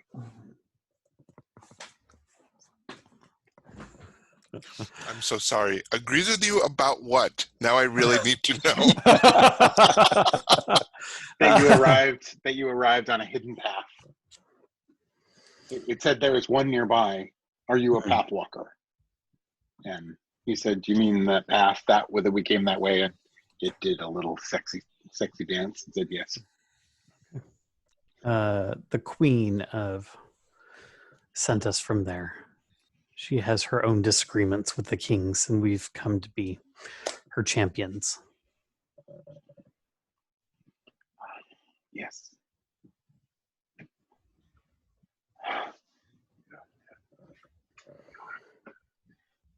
Presence in the Tainwood now makes sense.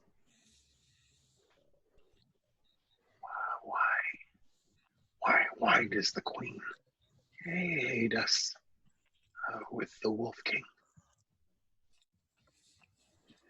She has never been our friend.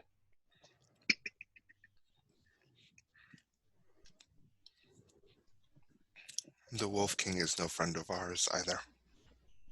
Or hers. And there is a proverb. Kiara flinches. Attentively, the spider rotates its thorax fully toward you.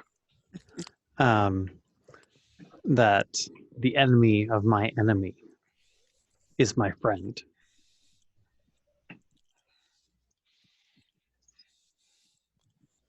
The queen expressed a wish that the world be returned to order.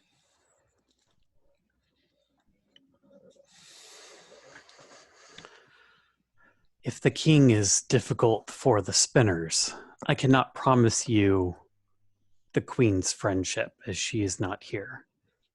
But I can work to remove this influence from the wood. And that would serve both of us.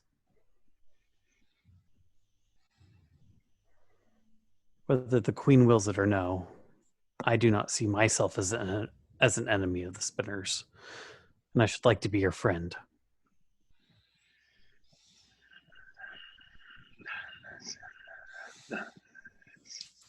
Spinning of the Hidden King. Aggravates the empty stomach of the Wolf King. Yes. If you could, yes, if you could fix this, I would be grateful. We would be grateful. The great things that are known. All spinners know. Already the spinners of the Tangwood know your shapes. Already the spinners of the Tangwood will give you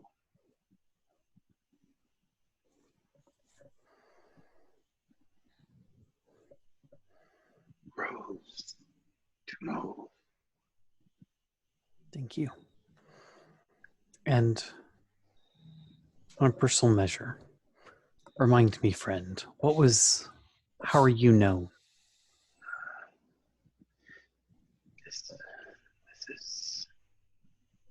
This is difficult, and the pantry have paid a great deal to give us aim. I am. It kind of lowers itself back down like a traditional spider and kind of scuttles back and forth looking around.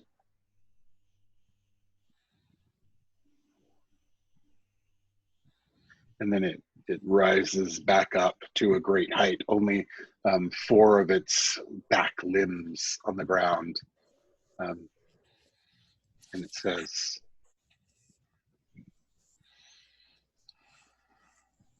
I am saved by stick and bough.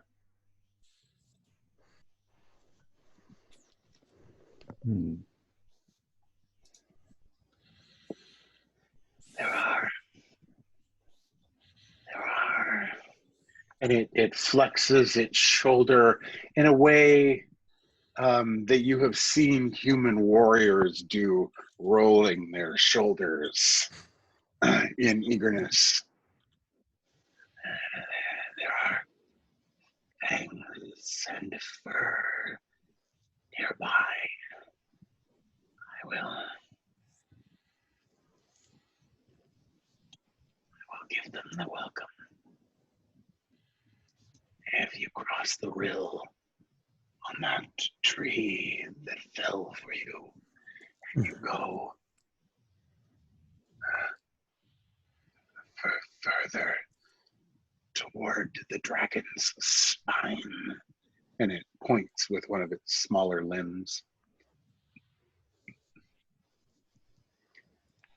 you will find a way where the trees grow small. And then you will come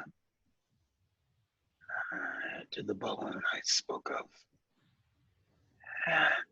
And if you can find the path, you will find the hidden path to the hidden king.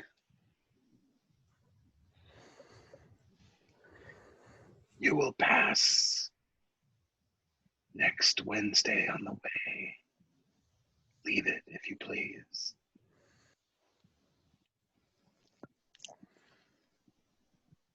Did it say you will pass next Wednesday? Mm-hmm. And to leave it alone.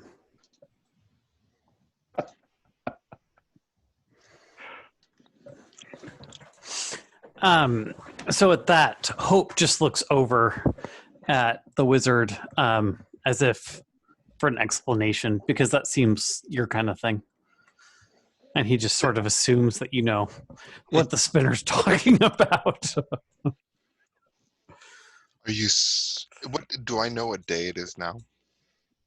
It's Thursday. Is it saying that it's going to be a week's journey and we should rest on Wednesday? That would be one way of interpreting that, but you don't think that's what it means. I have a question. Maybe it's a language problem. Or not. I have a question. Do the days of the week hold any significance in Malware? Absolutely. Absolutely. Like associated with gods or whatnot? What would be the symbolism of Wednesday? Well,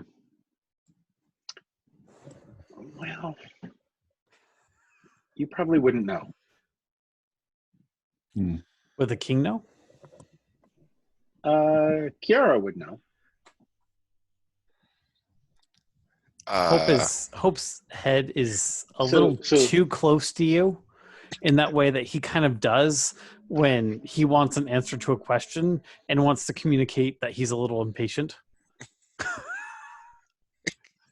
It's just a half inch because I think Kira has a pretty good bubble and he knows exactly where it, starts, and he knows how to just barely violate it.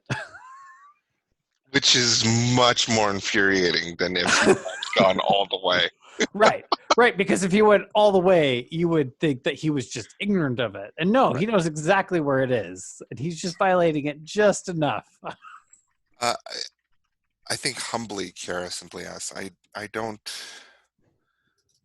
understand. What do you mean?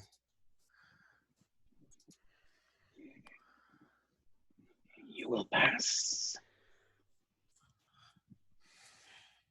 next Wednesday.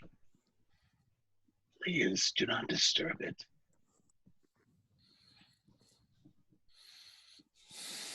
Wednesday is a day of the week, but you are referring Wednesday is sacred to the god of paths. Of your sacred imaginings. The spinners know little. I mean... yes. I mean, my meal for next Wednesday.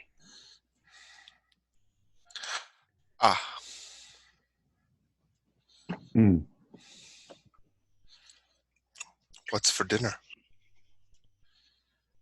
And so easily on the boughs of the oak, you make your way across the deep defile of the rill and over the cold water, pausing to reach down from its lengths to fill your water skins. For all the water that flows out of the tanewood is said to be filled with a restorative strength. And certainly there is an invigorating chill to it as it kisses your fingers as you fill your water skins. And you make your way north through the tanewood, spotting easily the place where the trees grow smaller and the land rises underneath you, moving away from the deep sodden places of the tanewood and slowly upland in a place that you, Kiara, would identify as the Bispin within, as the spine of the dragon, now dead. And indeed, the trees grow smaller. But before you leave the provinces of the great boughs, you find a figure suspended in webs from an alder tree, from one of its central boughs. From the few tufts of black hair peeking through, you identify it as a pantry. And it's clearly been webbed up and is hung upside down. If you poke the figure, it groans vaguely, obviously still alive. Is this Wednesday's meal? Yes. This would appear to be next Wednesday. I was going to say, I asked what was for dinner. Did it not answer? Did it not tell me? I'm scenario. I'm storytell swiping. Fair enough.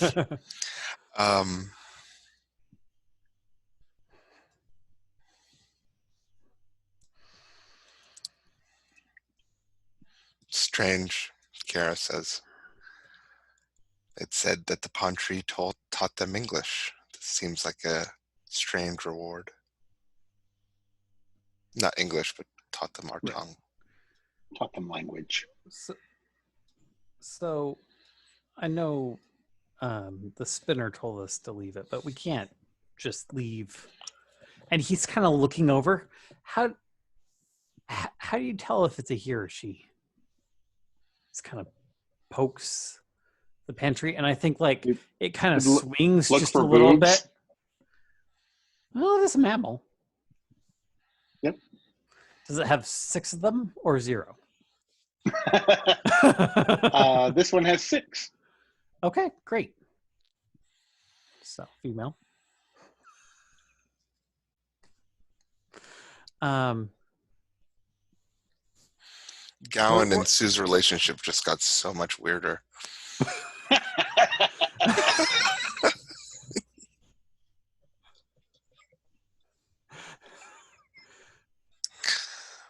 To be fair, they're probably small and unintrusive, so you know. Anyway, so yeah, he looks at both of you. You're not just gonna leave her up there, are you? In the way that the pantry are kind of humaniform, the higher, which now in her inverted state, the lower breasts are larger, and the lower 4, which are upper, are almost unnoticeable. Okay. Now remind me, the king had a sword, correct? He did. Yeah. Hope's just gonna look at the king. Well, shouldn't you cut her down, sire? I have given my word. For what? Not to interfere. Okay, but I gave I'm not no just such- gonna let her die. I gave no such word. Neither did I. Besides, I saved that thing's life. I find it interesting that Saved by Stick and Bow owes me one. I find it interesting that interrogating a wounded creature offends you, but leaving another creature to die doesn't. Kara says, sitting on a rock, kind of somewhat amused, and strangely a little callous. The king turns toward you, and you see the tears running down his face. And he says, I was foolish to give my word so quickly. King, I intend to take your sword. Will you stop me?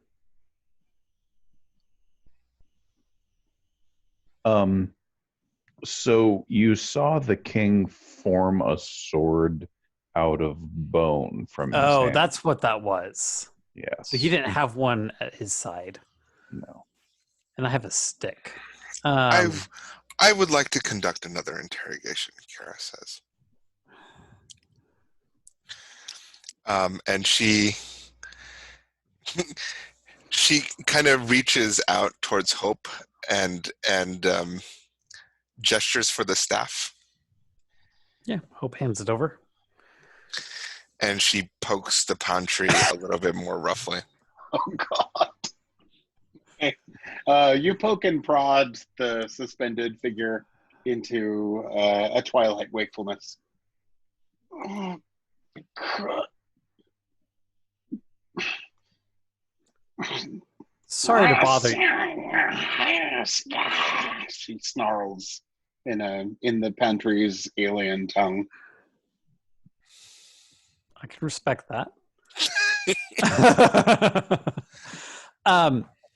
We just heard that from a very friendly spider or spinner, as you may prefer, that you're to be dinner.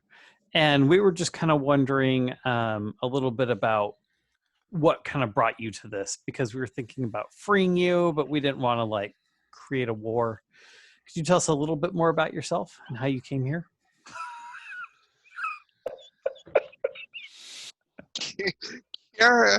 Kara just kind of buries her head in her hand and hands Hope back his staff.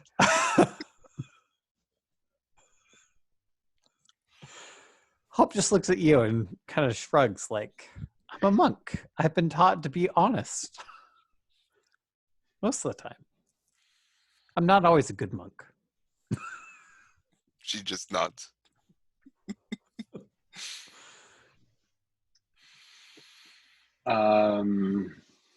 In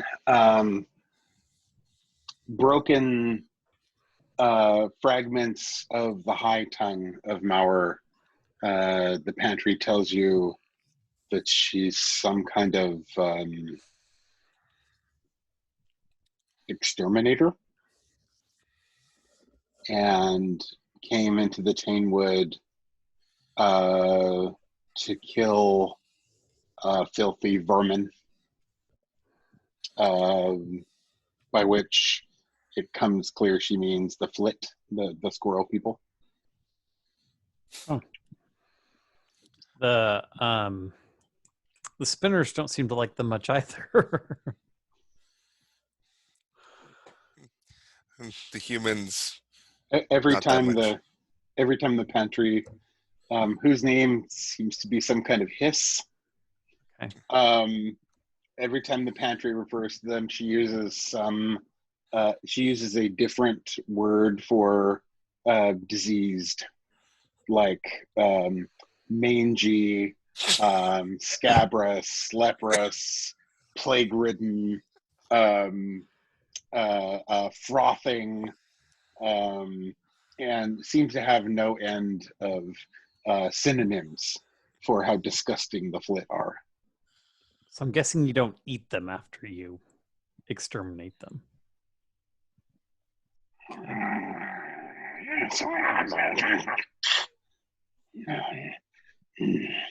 We do not consume those that speak. The spinner told us that the Pantry are the ones that taught it our tongue. Yes, and Then we have paid many times over for this gift. Why do the spinners treat you with such unkindness?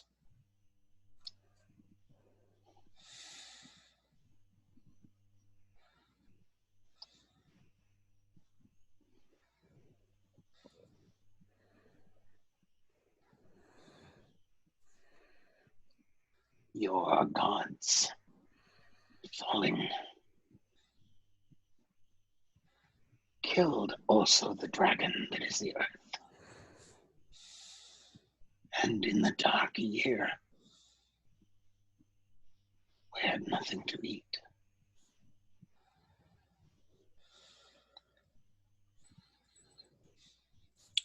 You fed our magic to the dragon.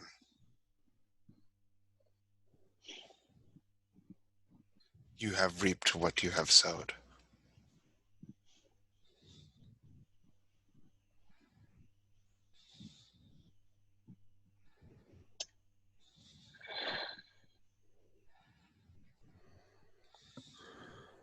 I hope you get it back.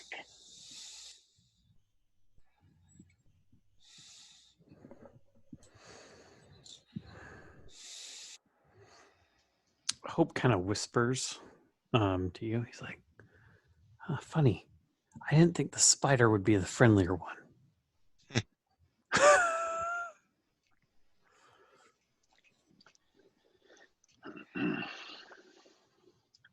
Eventually, you make your way on from the disposition of next Wednesday. Well, actually, can we please hold? Sure.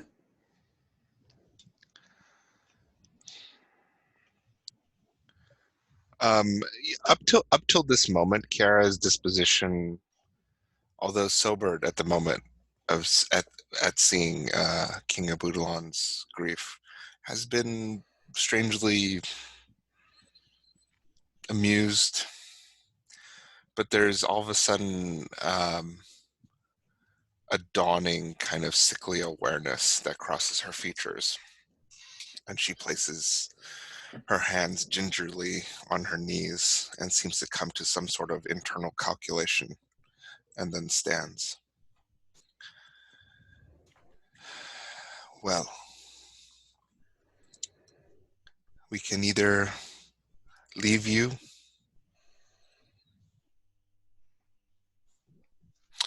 or we could free you.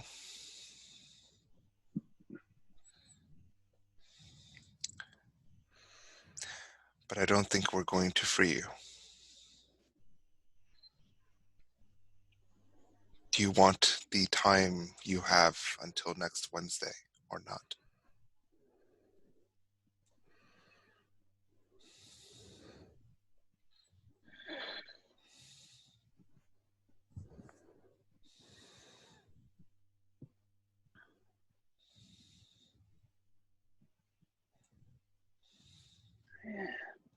If you are to leave me to this fate, I'm giving you a choice. then at least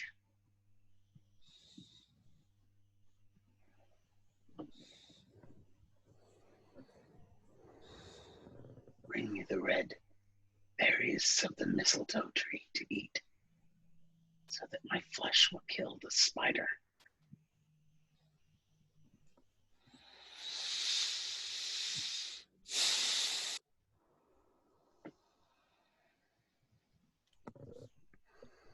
Hope kind of whispers. I'm against that. I say we either move on or we free the really angry cat lady. But Spiders can't eat the dead, right? Or they don't. Right. They're not carrion feeders.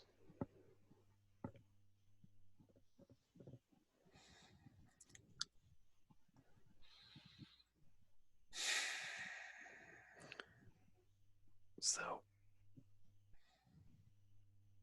I mean, we kind of made friends as much as you can make friends, I think, with the spinners, especially, Saved by Stick and Bow. But I also think they might forgive us letting her go. But we're not going to let her poison our as Hope, and you feel free to stop me. But as Hope is kind of like reasoning back and forth, Kiara takes his staff and breaks the Pantry's neck. No, Hope's going to intercede. Yeah. Nope. That serves nobody. The monk whirls easily away from you, the staff spinning in his hands and out of yours. Okay.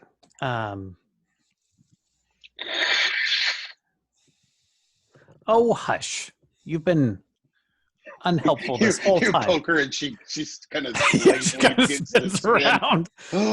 I think every time she sees us, she hisses, and then she goes around again, and then she sees us again, and she hisses again.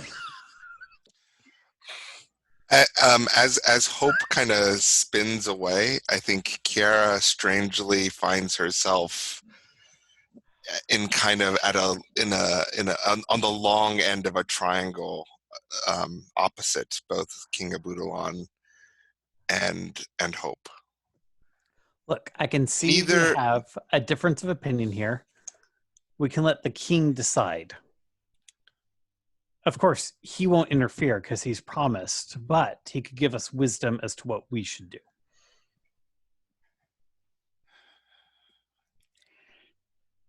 Having a clean conscience, she says darkly, is a luxury. Right. You cannot have it every way you like, and abandoning a situation because it is uncomfortable is not any less compassionate. No, but stealing somebody's dinner and killing somebody else serves no one versus someone. It serves her. Not a lot. She's still dead.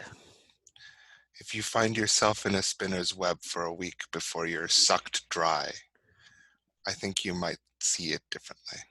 Well, she was kind of out of it before.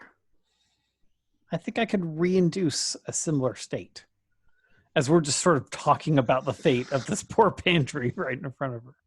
Look, if we're going to kill her, like, let the spider do it. But, because then we're making enemies and we're not making any friends. Why make an enemy and not make a friend? I'm not doing this to make a friend. No, you're doing it off of some weird foreign honor system that doesn't really make any sense to me. Performing the greatest kindness that seems appropriate. The greatest kindness is we cut the And then this What do you pantry call goes and hunts flit and kills spinners. right. That doesn't seem so good. But you leave her and someone at least gets a meal. So there's sort of a trade-off between life and the circle of life. But just killing her, then nobody eats and nobody lives. And I'm a vegetarian. But I understand that not everything is. I would not have you waste food. Especially when the pantry and he kind of puts kills without eating. Which offends me. I would offer this. We are not alone in the world. And there is time between tonight and next Wednesday.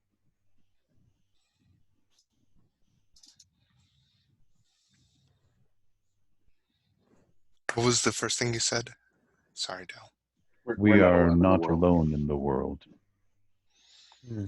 Again, you are passing the responsibility for this choice. To someone If that is what you two decide, so be it. But understand that I see it as cowardice. I understand. And I think he picks up a couple of leaves and he offers them to the pantry. If you chew on these, you will sleep. If you wish not to think.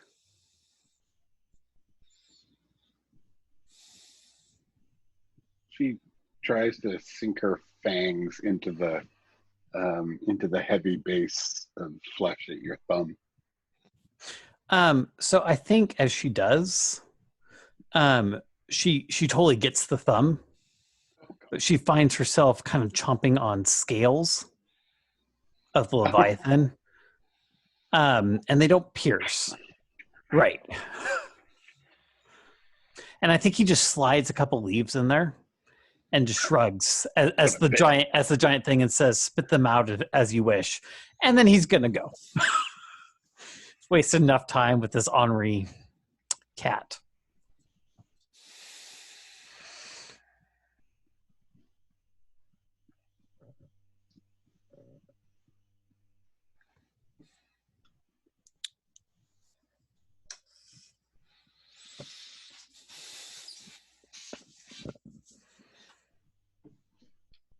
So as we're walking, go ahead, Paul.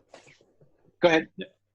Oh, as we're walking away, he sort of turns and nudges you and says, "So we've been kind of on a roll. How long do you think it will be before we meet a flit?" Back to you, Paul. Your way wends quietly through through an area where the trees shrink and their leaves shrink, and they seem to hold hands in a tight ceiling that lowers and lowers and lowers until it's just above your heads. And even though you're crunching through feet of sodden, slender leaves, there's almost no sound. as the conspiracy of the close trees and the overhang seem to soak up all available sound and even begin to eat into the desire to make it. Reluctantly, with visible regret, you see that the low holding of the trees, branch to branch and bough to bough and leaf over leaf, gives way. And up ahead, on a gentling of the slope, there is a large black stone, narrowing and jutting up toward the sky like a broken fang or the tear of a broken crown, or the edge of a black broken rib juts out of the loam and into the sky. And you're shocked to find that there's still such a thing as blue sky hanging overhead. That luminous, limitable sky of dawning. And you're surprised if there aren't the faintest flickerings of stars in it. And you know what this stone is. This is a dragon stone. This is an arrow fired from under the earth. And like all arrows, the way back along its flight is a spiral, round and round, 13 times against the path of the sun. 13 times touching the black stone, from which you can hear the music coming again, and the voice.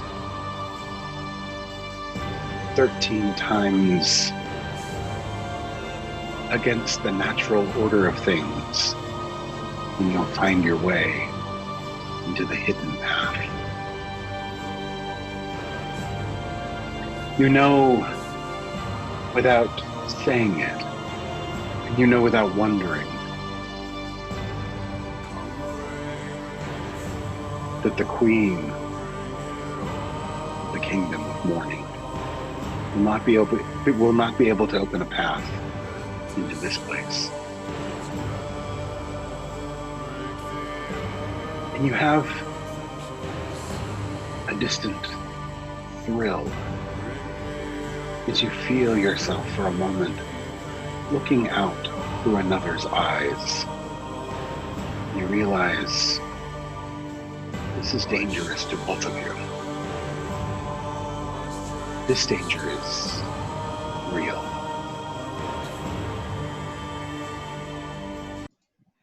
And that's where we'll end. One clarification. Dangerous to us and the Queen, who's kind of looking through, or? To you and you. Okay. Mm-hmm.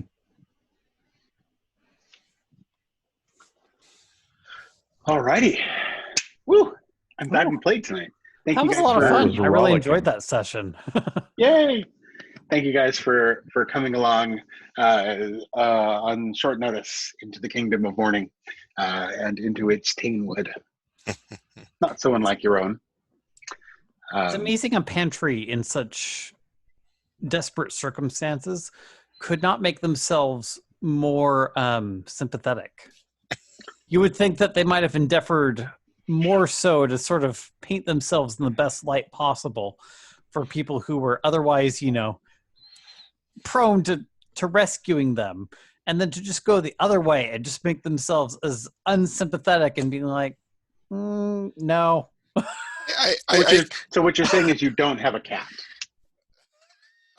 I don't even mind cats, but that cat was a bitch. Oh, I don't either. I kind of respect the integrity to the oneself that the pantry had. She wasn't gonna lie for anything. She was gonna tell us how she felt. Actually, that fucked me up the most this session. Like that. I can really, tell. Wow. That was very hard. Yeah. I don't like the idea of us just leaving her there for a week to get eaten. Mm-mm. Mm-mm. I actually really like the pantry. I think they're fantastic. Mm-hmm. That was absolutely a pantry to the core. Mm-hmm. The berries of the mistletoe, so that my flesh may poison the spider. Holy fuck! That is badass. I'm an exterminator. Exterminator to the end. I have a job. So, do we think that pantry is under the geas of the Wolf King? Is that pantry being used? Is she one of the exterminators? Potentially. Although the Wolf King has historically used more dogs, which would suggest that he might be more in league with the Wolfen. But it was interesting that the spinner said that he wants the dominion for anything that has fur. Right, which does suggest the pantry. But it would include the flit, which the pantry is also exterminating. Yeah, but it seems like the flit are not a predator species. They're a prey species. So he may want to keep them alive, but as a food source. After all, they're delicious, right? I don't know why everybody hates the flit. The poor flit. I know, right? But that's kind of what the monk was getting. Like the more he was going on, it's like fun. I feel more and more in line with these flit. Like they're so cute and crafty and friendly. The last time want to I exterminate visited them. The last time I visited Arcog, my character was a Vulcan, and the flit showed him to one of their shower bathrooms, and they'd manipulated the walls into shapes that are pleasant to rub yourself against. They're that cool. A Vulcan became a flit fan. Oh, totally. So, yeah. The next campaign in Arcod that I'm a part of, I think I'm going to be a flit character. I'm just putting that out there right now. We're definitely not turning this into Mouse Guard. So lovely. I'm glad you enjoyed the varied creatures of the Tanewood, and so moments of appreciation, wonder and terror with one another. So again, I was really impressed with John's character and her being.